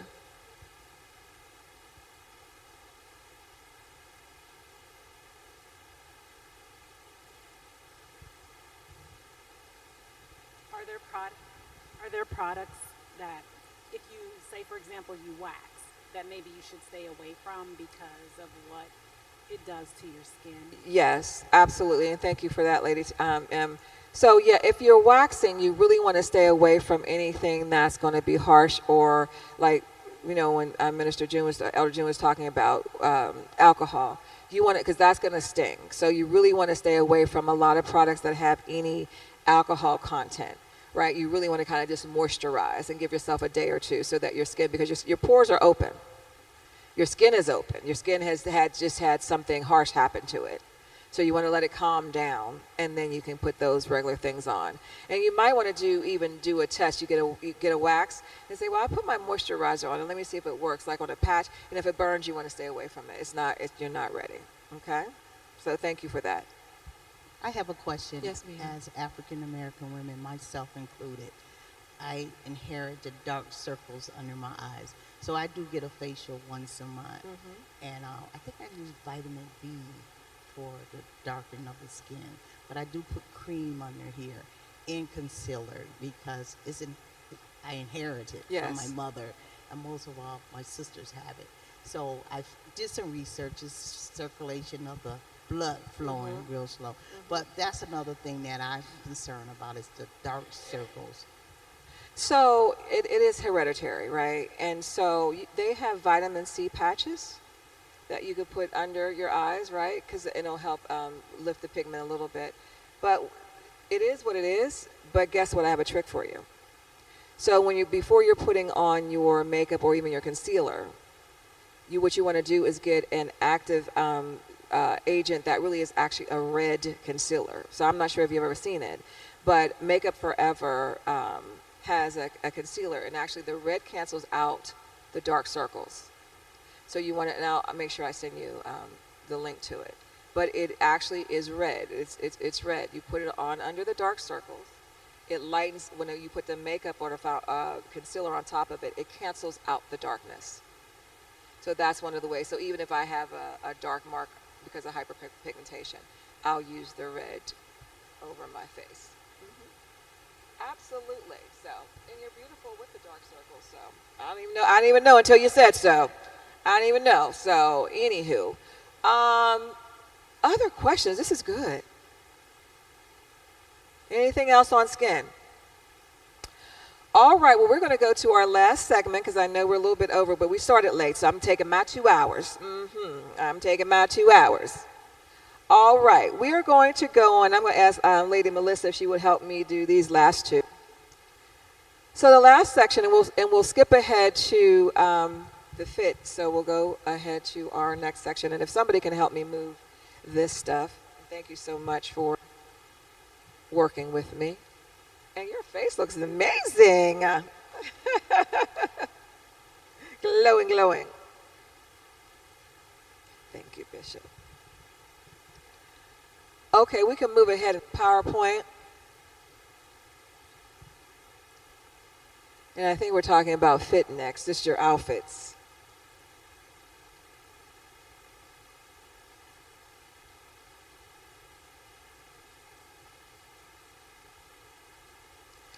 Okay, we did our mini facial demonstration. Okay, then we talked about what's at the drugstore. Now it's our fits. Okay, so Lady M just sent, she's passing out something that we're going to talk about. And for those of you online, we'll make sure you get a copy of this as well. This is really about doing a closet audit. What do we have in our closet? We can move to the next one, next slide. So one of the things that I do, and I just kind of did this randomly, but one of the things that I do is that if someone asks me to put a style together for them, I'll put a style together for them. So that's some of the things that I enjoy doing. So First Lady, if you said to me, Sharon, I have an event that I'm going to, and I really in between looks. Can you give me a look? I want to do a black dress and other things. I will actually put a whole look together for you. And it could be with something in your closet or something that I'm thinking about that will look good on you.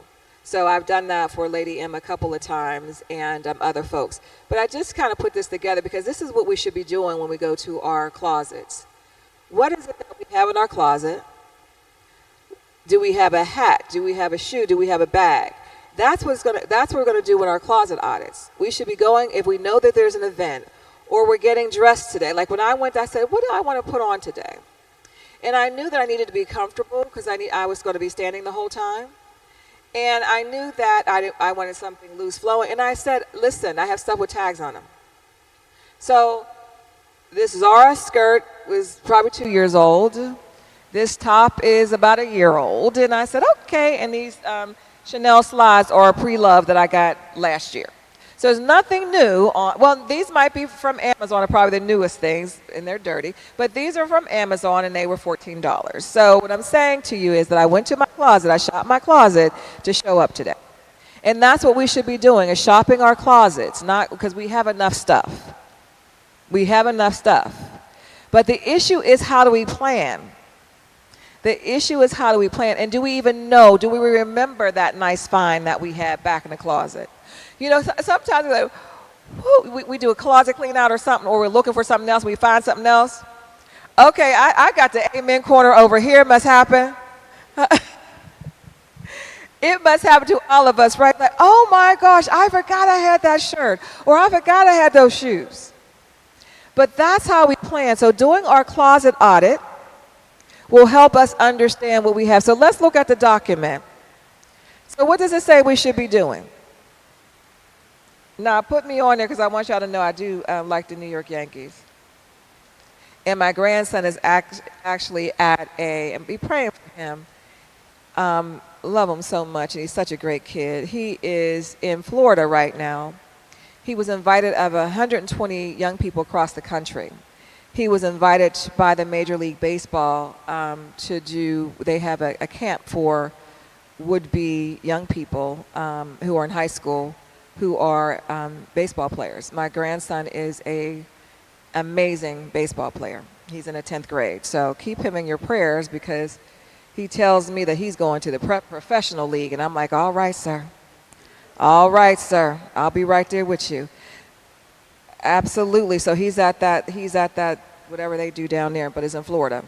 So anyway, what I want you all to do is look at this sheet, because I want you to go home and turn on the back of it. And thank you, Bishop, for making sure that we were able to get this for me. Thank you, Lady M.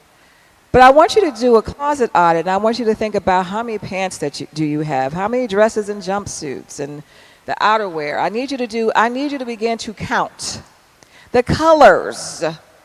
How many of the colors do you have? How many pairs of shoes? I don't even want to know. And Bishop, you better not say nothing. And I'm talking about you too. I'm just saying.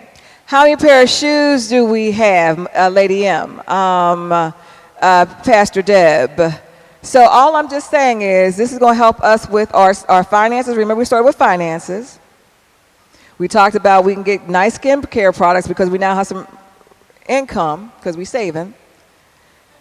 And we now are going to look at our closet to see what we have. So we're going to do a closet audit. What we should be shopping for then is what we are missing. What we are missing. So if we don't have a blue tie, because I got about 1,000 other ties, but I don't have a blue tie, Bishop Donaldson. So if you don't, and I'm just joking because I know he got about 25 blue ties. But anywho, if you don't have something or another, that's the thing that we should be shopping for when we go out. So if I'm going to shop for the thing that's missing in my closet, not the thing that I have 14 of. Why do I need, ladies, 16 pair of black shoes that look the same? But I do need them, however, because I don't know why I need that black shoe, but I still need that black shoe. Okay, because the black shoe might be a high heel, low heel, midi heel, but whatever it is, but I still need that black shoe. But I got to ask myself, because I still got 14, how I'm going to justify me buying that 15th pair, okay? So what I'm saying, I ain't trying to get nobody in trouble because I would be in big trouble, y'all. I would be in big trouble. Shop what you don't have. Shop what you want to have additive to. So sometimes we may have that blue suit, but I want to pop it and I don't have that chartreuse shirt. And that's going to set that off, right? So that's what you want to be able to do, is say, what is it that's absent? Or if there's a new trend color, I'd like to have that trend color because I want to be on trend, but I don't necessarily have to be trendy. Okay, there's a difference. And if I'm buying something that's a trend, you best believe I'm on Amazon, I'm on some place. I'm not buying something that's very high priced that's a trend that's going to be going tomorrow. I might want to rock it today, but next week is going to be out of style. And I don't want my coins being wasted that way. So that's why I typically try to buy higher end pieces, but I also buy them pre-loved. I have a Chanel suit. Did you think I was going to pay $11,000 for a suit? No, I was not. But I found a fabulous one that was pre-loved. I don't know who the lady was, but she was my size, and I got it. And it's fabulous. And I paid this much for it. So what I'm saying is going to have those nice things, but you don't have to pay that full price, right? So that is what we're doing when we talk about fit. I want you to think about, and that's what they say in the content creation. You know, how's your fit going? You know, I mean, your outfit. So your outfit. That's your fit. So your outfit is typically what you want to look like. I want you all to begin to say, if you're going on a trip, I want to do my closet audit, and I want to lay out my pieces. I want to make sure I have my shoes that match the dress, the suit that match the tie. So you lay it out. Because how many of you all know, and we've all been there, when we don't plan, we overspend.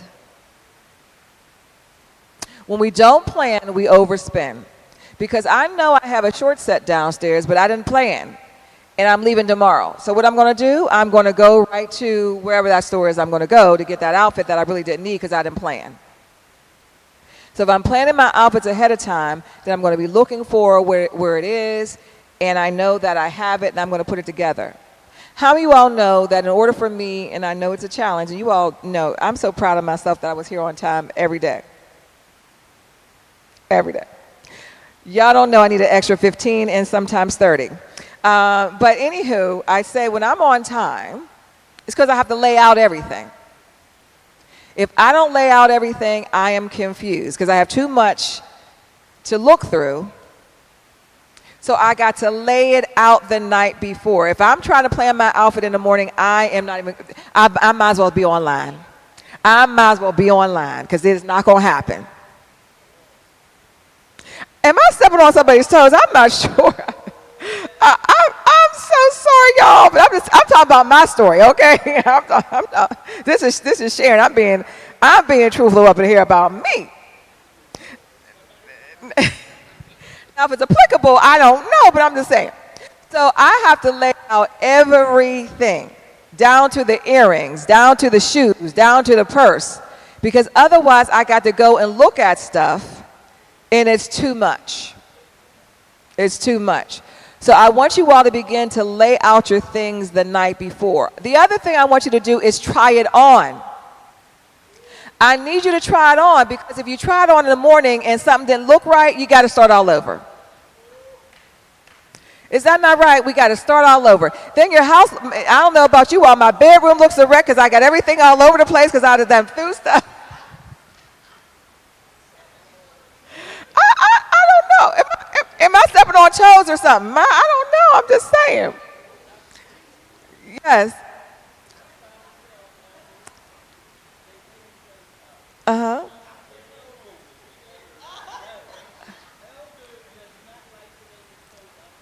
Uh-huh.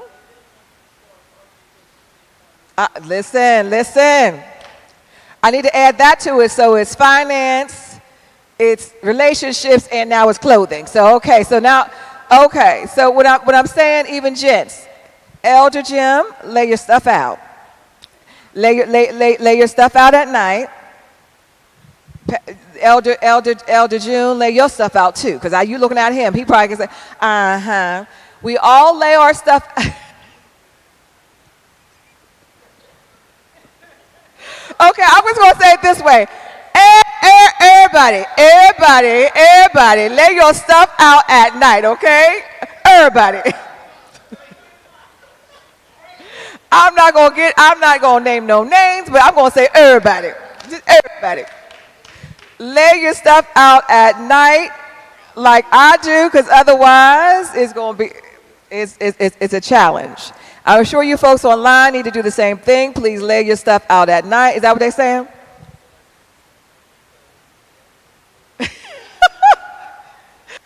I don't mean to hurt your feelings. Bishop said I'm in a house. I'm in a house. Bishop Dalton said I'm in a house. So I want you all just to lay things out. I'll just tell you, it makes life so much smoother. It really does. But the thing is, you got to try it on. You just can't. So you got to be intentional, and you have to try it on. Because when you get in the morning, it's like, oh, it didn't fit this way last week or something. But meanwhile, we done had a big old meal. It ain't gonna fit that way. So you need to try it on to make sure it's still fitting the way it fit a month ago or something like that, right? So let's make sure we do that. So again, I want you to go through your audit. I want you to ask yourself these reflective questions. These reflective questions. What items do I wear most often? What items are no longer fit or serve me? How many of us talking about we're going to lose that 10 pounds and that's been 20 years ago? Are there pieces that I forgot I owned? Lord, I got some stuff with some tags on. I'm like, oh, that's so good. Does the item reflect my current style or lifestyle? What colors, fabrics, or cuts do I gravitate toward? Because our style evolves. It changes as we age, right? I used to wear nothing but St. John's. I'm like, listen, I'll put a St. John jacket and some jeans now, right? I don't need the whole suit any longer. I mean, I wear them, but, I'm kind of free to do whatever I want to do, I think, in the season of my life. What do I need more of? What do I need to let go? You trying to say something because you've been at my house? Oh, I was just wondering. Because I know you done helped me out a bit. And I got a lot of stuff, and I do need to let some stuff. I'm just saying, I'm going to tell on myself, but I was trying to see if you're trying to help me or something. Okay, does anything need tailored or repaired? And then what is my signature style? Because I really want you to lean into the thing that makes you happy. That's your signature style. And that's the thing that you also is, if you need to get dressed in a hurry, go to your signature style. Whatever that is. So if it's like that dress, because a dress is one and done, and that's my signature style, then I'm done. Right? So think about what your style is, your signature style, and begin to elevate that. The things that, I don't wear green. Like I have this green on, but I'm usually not a green person. It doesn't bring my skin out. So I don't have a lot of green in my closet. So know what works for your skin. Know what works for your style. Know what makes you feel like, oh, you can't tell me anything in my fit today. Because I know that red is my signature color, right? So know that, and that's going to be your default. Is that good? All right, so use this sheet. Use this sheet as you go home. But if nothing else, if you all have not heard anything else, First Ladies, you are going to lay out your outfits the night before. Because the bishops are saying, I want to be on time. That's what they're saying. I got the picture. Yes, and that's why they married to you and I'm not. I'm like, Lord Jesus, I would never. If I was married to a pastor, they would have to close up the church. I'd never be there on time. I'd never, God knows what you need and what you don't, child. I just tell you, he knew I wasn't the one. So I praise God for my first ladies because they are amazing.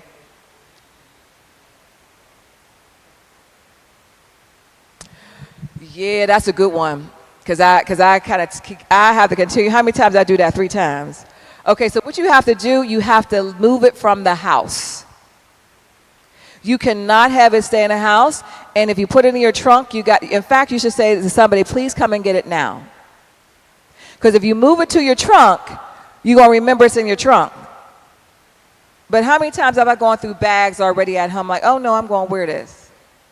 I haven't worn it in 2 years, but I'm going to wear it all of a sudden, okay? So I'm just saying, you got to move it you clean out your closet, and you call that person to say, please come and get this, or you take it to the Goodwill. You drop it off that day. That's the only way.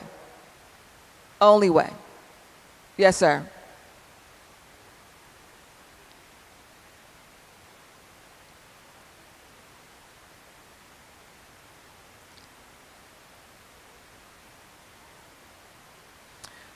Okay, you are what we call a person who likes a capsule wardrobe. You want a black, brown, blue, and gray. Anything else is too much. So what I'm going to ask you to think about doing, you move out of that, starting with your tie, starting with a shirt, starting with your socks.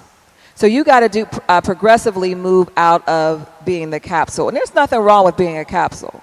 And we pretty much call you minimalist. You really don't like a whole bunch of stuff. Well, I'm not her. I'm a maximalist. Give me it all. Give me it all, every color, except for not so much green. And I don't want, and I want to have variety. I like variety. I don't want to look like, the Stepford wife. I want to look like Sharon, and I want more things. So I'm just not going to have a lot of black dresses, but I have a lot of red dresses or a lot of blue dresses. But what I'm saying to you, if you are a person who is a capsule person, you start with something small and build up. And we were talking about, some professions like lawyers, doctors. I mean, there's particularly lawyers because there's a code. Financial people, there's a code in terms of how they want you to look. So having to move out of that is very difficult because you've been just your orientation is toward that particular black or brown or blue suit. Other questions?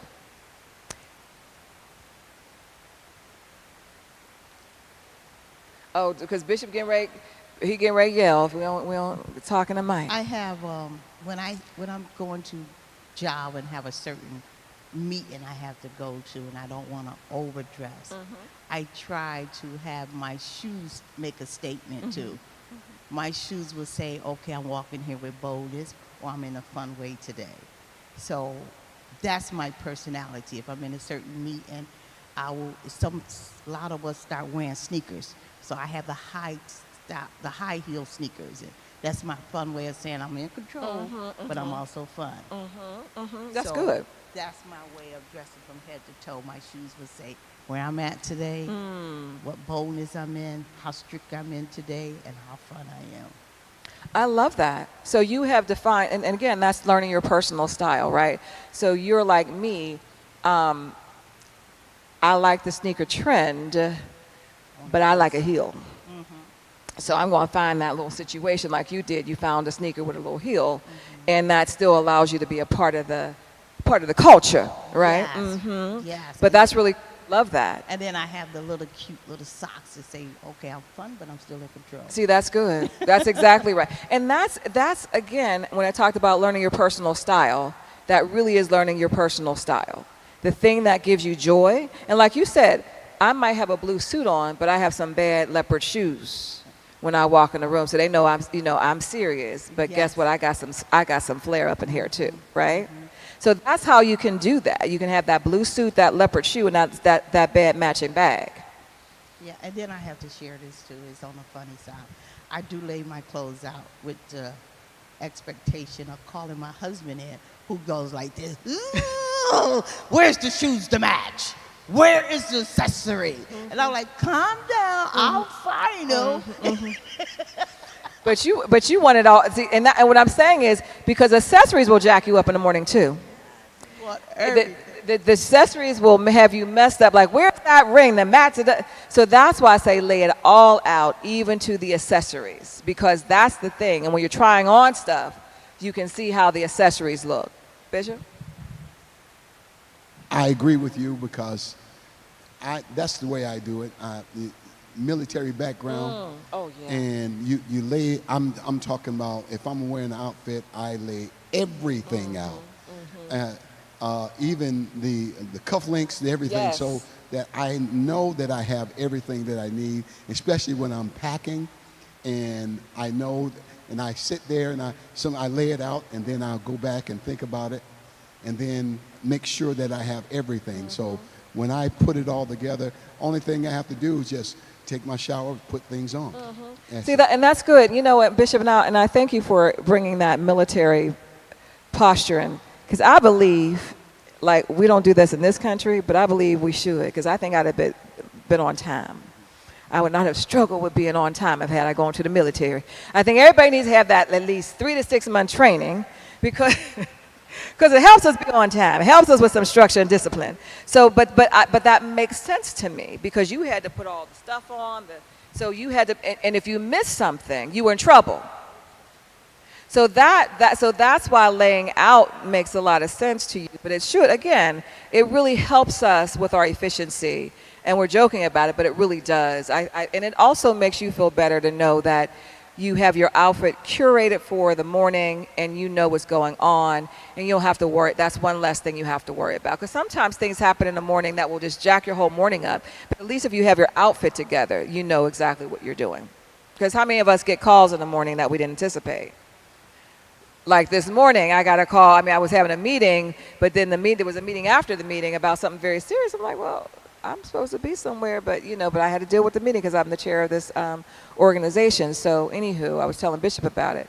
So things happen, but had I not had my outfit together, I would just probably be walking in. They're like, where was the lady?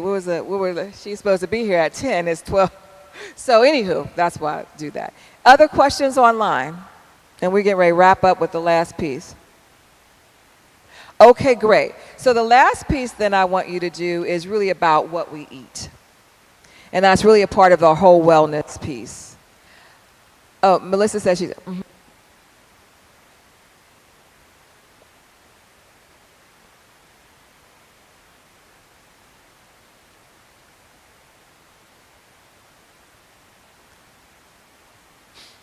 And that's good. Yes. So what Lady M was saying is that if you're giving things away, make sure that you give them to somebody that might need them or that could appreciate them. So let me tell you the idea that I have. So anyone who's online and interested. So what I'm doing, because I'm going through a closets in purge, and so I'm going to actually have some things that I'm going to give away, nice things I'm going to give away, but there's going to be a twist. I'm going to give them away, but I have to style you. Because I'm going to style you for my YouTube channel. So I'm going to teach people how to, so you give something away, but I'm going to style you. I'm going to say, okay, we're going to put this together with this. You're going to take some pictures, and we're going to talk about how we actually did that as a part of our YouTube series. So you're going to get some pieces, but you're also going to talk about the experience. So yes. So if any volunteers, let me know. So now we'll go into examining what we eat. And again, for those online, Deborah's thought about she done raised both of her hands. Yes? I didn't want you to move on to your next session without saying this about InStyle PhD. Mm-hmm. And when you talked about the Shop My Closet, that has been amazing for me. And I think even the styles that you wear, I wanted to just, pay you homage about it because I forgot I had polka dots.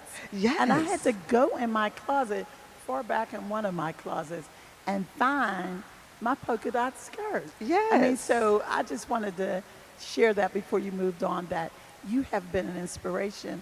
And I like your style, girl. Oh, thank you, Deb. All righty. Thank you so much. Thank you so much. I really appreciate that. And that's the whole thing. We do challenges. So when she's talking about polka dot, I said, we're going to do polka dots this week. So we had to go into our closets to see what you had that was polka dot, and you wore that all week. And so then I would style the things that I wore that I found in my polka dot collection. So thanks, Deb, for that. And I think, Doc, you said somebody was online?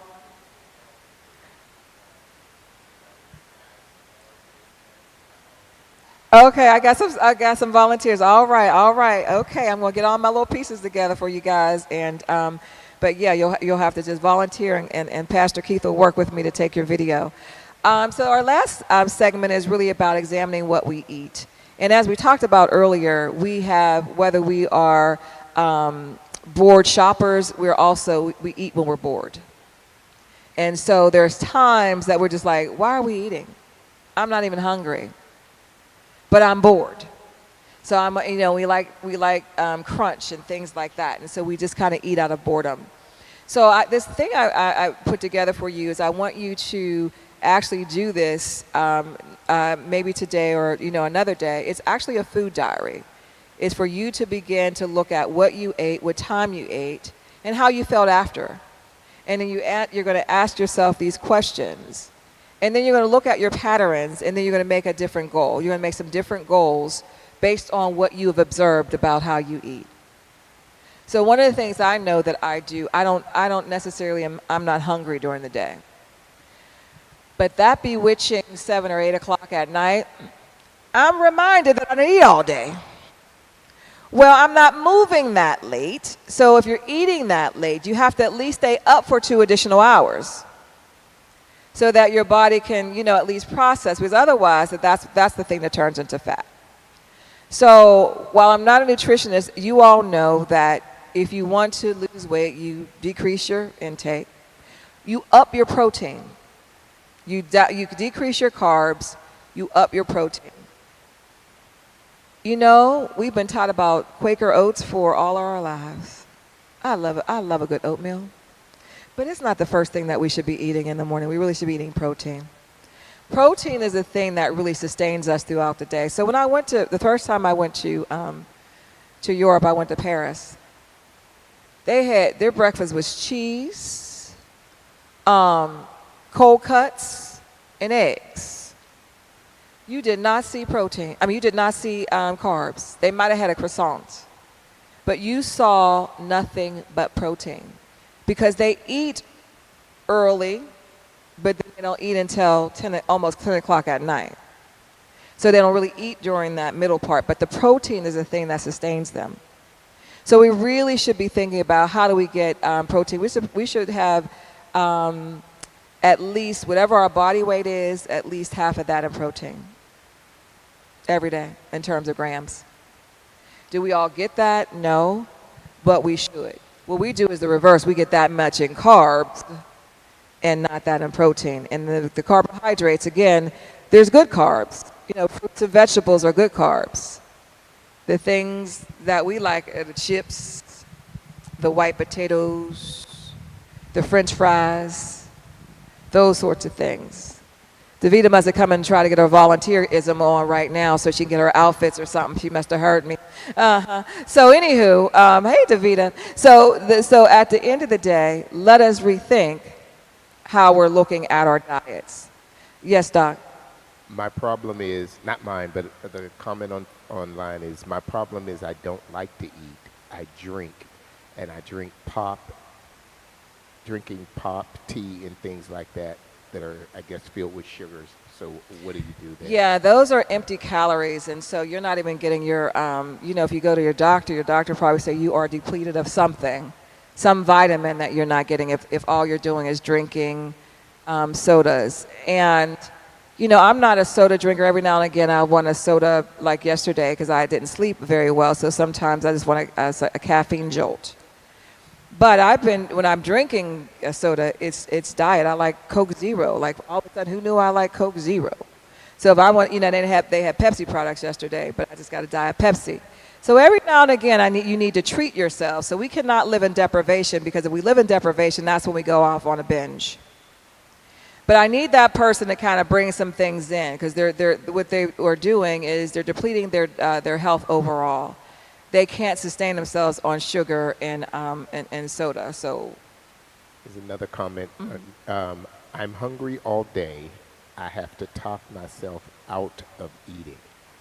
I just ate an orange. Wait, where'd it go? They're not eating enough. I just ate an orange, and I'm trying to talk myself out of trying not to get fries with bacon and cheese. Okay, I'm not going to say you can't have fries with bacon and cheese, but that got to be like every 6 weeks or something like that. That can't be every day. So every now and again you can do that. But what I want them to know is they're not eating enough, because we think that if we eat too much, but it's eating the right things, right? So if we're eating more protein in the morning, that's going to sustain you, and you can load up on your protein, but you can't load up on the fries and the bacon and the cheese. So what I want them to do is, if they have a good protein-based breakfast, then they can examine how long. And they may have to do mini meals, M-I-N-I, not M-A-N. Right. Not the other. Small meals. Small meals. Not many often. Not many. Not with the Y, with the I. So anywho, they may have to do smaller meals more often. But they have to look at their own metabolism, and they have to look at how they process things. But I can eat something, protein in the morning, or even caffeine in the morning, and I'm not hungry all day. I don't require a lot of food. Now, what the thing is the time, and he also thinks you got to talk about hereditary. My mom was a short, round woman. I'm a short, round woman. So that, I mean, so part of that is also your heredity. So not everybody's going to be super thin, nor do you want to be, right?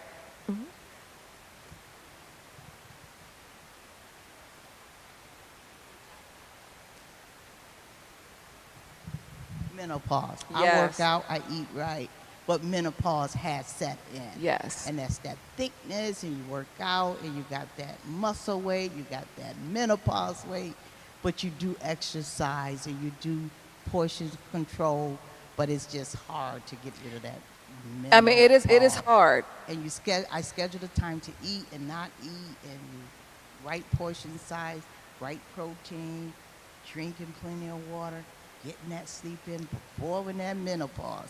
You know, I'm not cursing God, but sometimes I ask God a question. Yeah. I asked God a question. You said menopause. You don't put this men in us, took out all this vitamin, now we like, yes. and you try so hard. So hard. And you work out, you eat right. Try not to eat after 8. Yeah. But when you're in the conference, you're eating at 12 o'clock at night. And so you go. Hello, that's why I said try on that dress next week. See, that's exactly why I'm saying try on that dress next week, because you done ate late, right? I had a dress on coming here that first night. I said, Bishop said, you eating? Nah, I want to put that dress on. And he was like, you're not going to eat nothing all day. Nothing all day. So you can wear that dress, because you already know. But I think your point is so well taken, and I think that that's when we have to have our conversations with our doctors. We really have to have our conversations with our physicians about what our body is going through, because menopause is serious. We are losing estrogen. We are losing collagen. We're using a lot of those things that would help us burn fat. The other thing is we have to do more strength training. See, we think that it's really cardio. Cardio is point in time. Strength training is the thing that's going to actually help us burn over time. So what I want you to do is think about, and even go on YouTube to say, what are the types of exercises that I should be doing for a menopause body? Because you really should be doing more strength training. And again, cardio is for the heart, point in time. We need that. But the strength training, when you get older, first of all, it's for muscle stabilization, and it helps keep burn the weight. Okay? And the other thing is there's supplements that are natural supplements. So when we think about evening primrose, when we think about stuff that calms, like what they're doing now, which has always been, is magnesium. Magnesium is very good for us. The other thing I didn't say, and I didn't bring on my vitamins, but you all should also be having a vitamin D3 in your system. Vitamin D3, they did not tell us about that, and it actually helps us with our heart maintenance. The fact we've had many heart attacks because the doctors, they don't study, the cadavers are often white. Most of our physicians are white. They don't know about the black body. That was going to be my point. When I switched to a black woman, it made a world, and I talked to you when I had my hysterectomy, so you knew what I was going through, and I was at that point in time with a Caucasian woman, but when I switched to an African-American physician, it made the world of a difference. She was able to tell me the things that I needed to supplement my body with, and also to start the strength training, and not just the cardio, because I can run 6 miles in an hour, but I needed to do more than just that part of it. So she was really able to teach me how to deal with me. Absolutely, and you look amazing, and so she's done an amazing job, Ms. DeVita. But that's exactly right. I mean, so getting that physician, but there's not many of them. So at least if you find a African American or a doctor of color, talk to them about you. What do you know about me? Where did you study about me? Right. I mean, I had to actually take somebody that Deborah knows very well to the panel physicians, because she had prescribed to me like I had a heart attack. No, I was just overweight. Had me on the wrong medication. I took her to the board. I could have been dead and gone. But you know what? That's why we got to ask. That's why we got to talk about, what do you know about me? What do you know about me? So as I close, I want you to think about, and particularly a person online, we're talking about, we don't want you to have drinking your sugar all day. That's not what we're going to do. We're going to really create new nutrition goals for ourselves. If we feel like we want to eat at late, we got to think about, there's a cutoff point. Like, I really want to not eat unless there's something going on after 6. We're not active, so we don't need to be eating. And if you eat something, it needs to be a piece of fruit or a vegetable. But it cannot be this big old meal, okay? So think about your cutoff point. And if you just do a cutoff point, you could see that there'll be major changes in your body, because your body is able to digest and process much better. Doc? And I would like to offer that one of the things that I know I did and I was guilty of was, instead of getting a portion, I would take the whole bag of cheese curls, and I'm watching television with the big bag, the family size bag, because I'm going to eat it over the next month or weeks or whatever. But I take the whole bag, and I'm in the theater room watching the television, and I'm popping cheese curl after cheese curl after cheese curl. And so when you said a cutoff point, I told Davida my cutoff point was when I was at the end of the bag. Yeah. Well, you know, I mean, and people who are volume eaters like myself around junk, you have to really, I can't even bring it in the house. I don't bring junk in the house because I don't know how to eat one chip. Okay, I don't know how people do. And there's some people who are disciplined. I'm going to have 12 chips and that's it. And put it in a little baggie. I'm not her. And so I just don't even bring it in the house. And Melissa, God bless you if you're so good at that, but I am not. So I will not bring it in the house. They got me a cake. It stayed in the freezer for a year. I'm like, I guess I might as well throw it out at this point, because I was like nibbling off it every night. But if you're not that person, if you're a volume eater, or if you know that you cannot just have snacks, don't bring them in your house. It just doesn't work for me. Yes, Minister Jim, Elder Jim.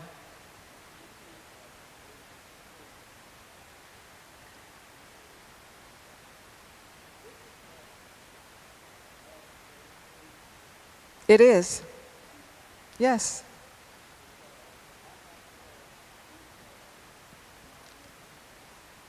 And your Werther's Originals? Werther's Originals and ginger ale. That's straight sugar. And how many of you all know that getting off of caffeine and sugar is sometimes worse than people getting off of crack? It is. It definitely is. Jim wants to help you because you told all his business. He said, don't forget to tell him you need prayer for your ice cream floats, and the ice cream as well.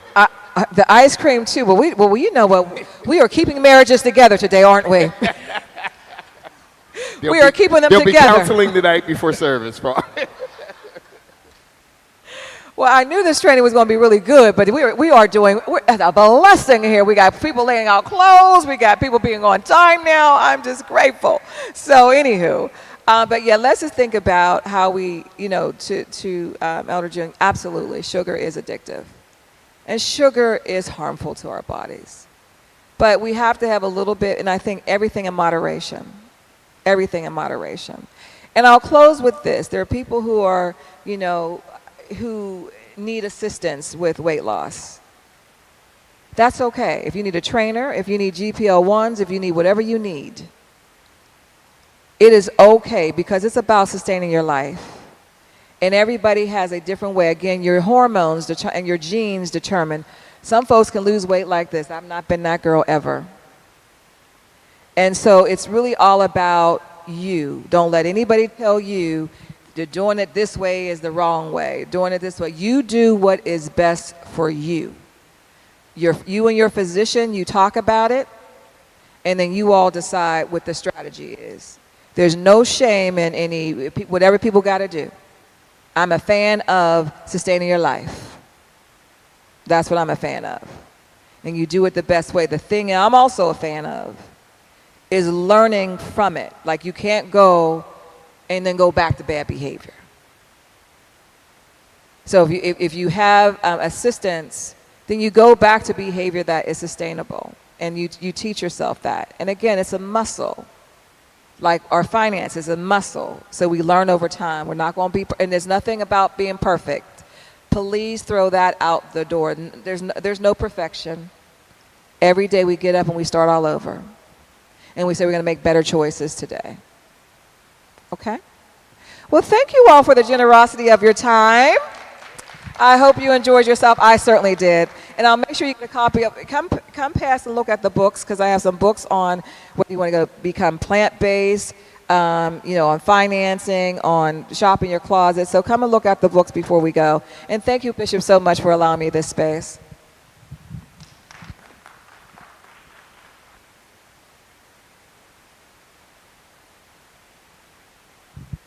Come on, let's celebrate Dr. McDaniel one more time. Amen. Appreciate all her contributions. So now y'all should have glowing skin and all kind of other things. Ladies, y'all shouldn't have 64 pair of black shoes. Amen.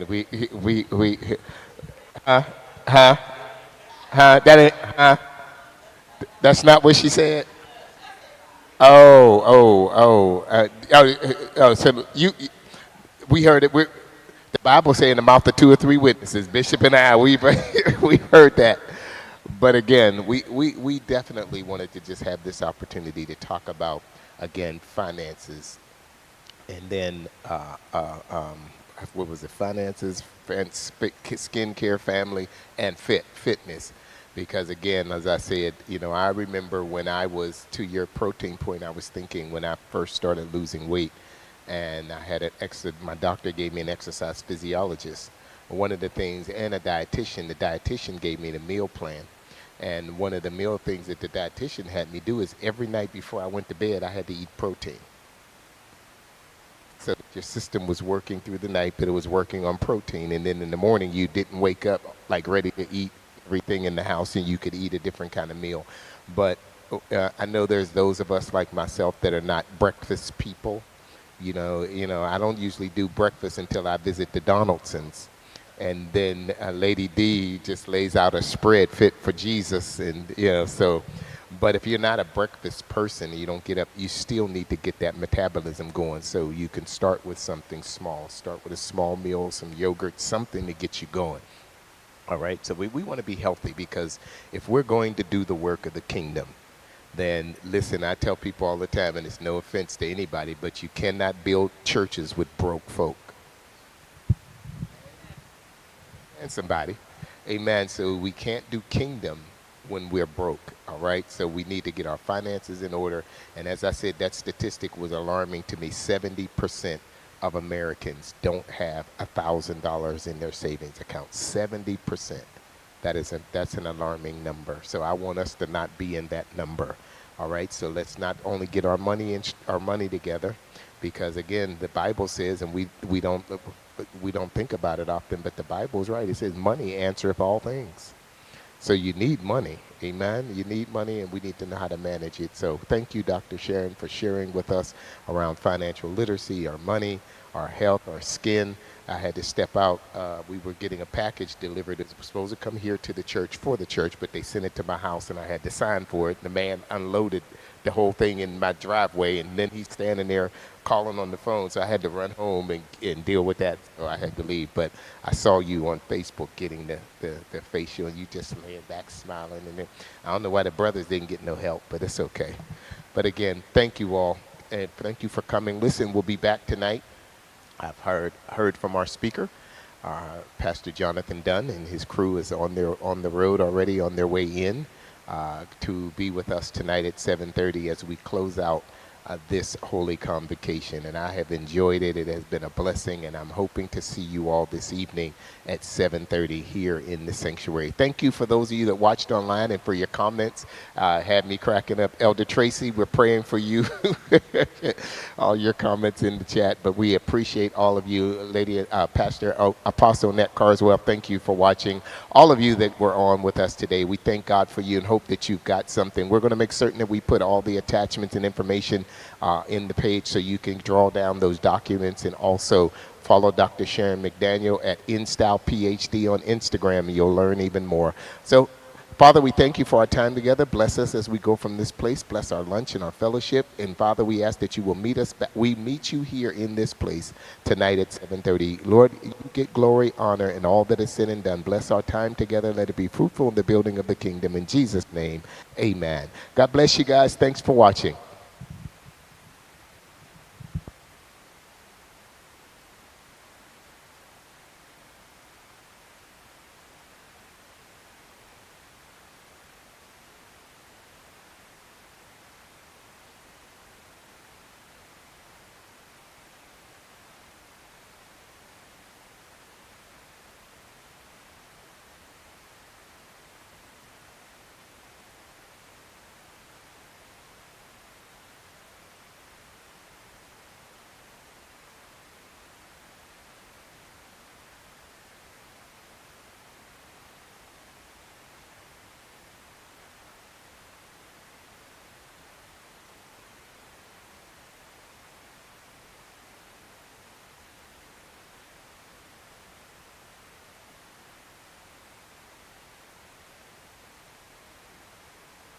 Right Connection Covenant Fellowship International presents the 2025 Holy Convocation. Theme: It's My Time. A prophetic call to purpose, power, and divine positioning. Join us July 23rd through the 25th at 7:30 p.m. nightly. The day sessions will be July 24th and 25th at 10 a.m. with dynamic guest speakers, Bishop Mark House. Because praise, since it's commonly for the upright, is not something you only do when you feel like doing it. We're the praisers who often don't feel like doing it, but I still do it because I found out he's worthy when I wasn't worth him coming to get. And Pastor Jonathan Dunn. Sometimes you gotta be rejected first before you ever taste victory. You gotta be disrespected first before you ever taste victory. But for those in here, I feel my help, that's ever been rejected, you've ever been humiliated, and you've ever been disrespected, this is your season for your release into victory. Superintendent Gary Watkins. Anointed Voices, Prophetic Fire, Kingdom Alignment. Get ready for a move of God like never before. Healing, breakthrough, impartation. It's your moment, your season, your divine appointment. This is your time. This is all taking place at Love Fellowship Church of Pittsburgh, 232 Church Street in Turtle Creek. Behold, I will do a new thing. Now it shall spring forth. This is not just a gathering. This is a declaration. We will see you at 2025 Holy Convocation.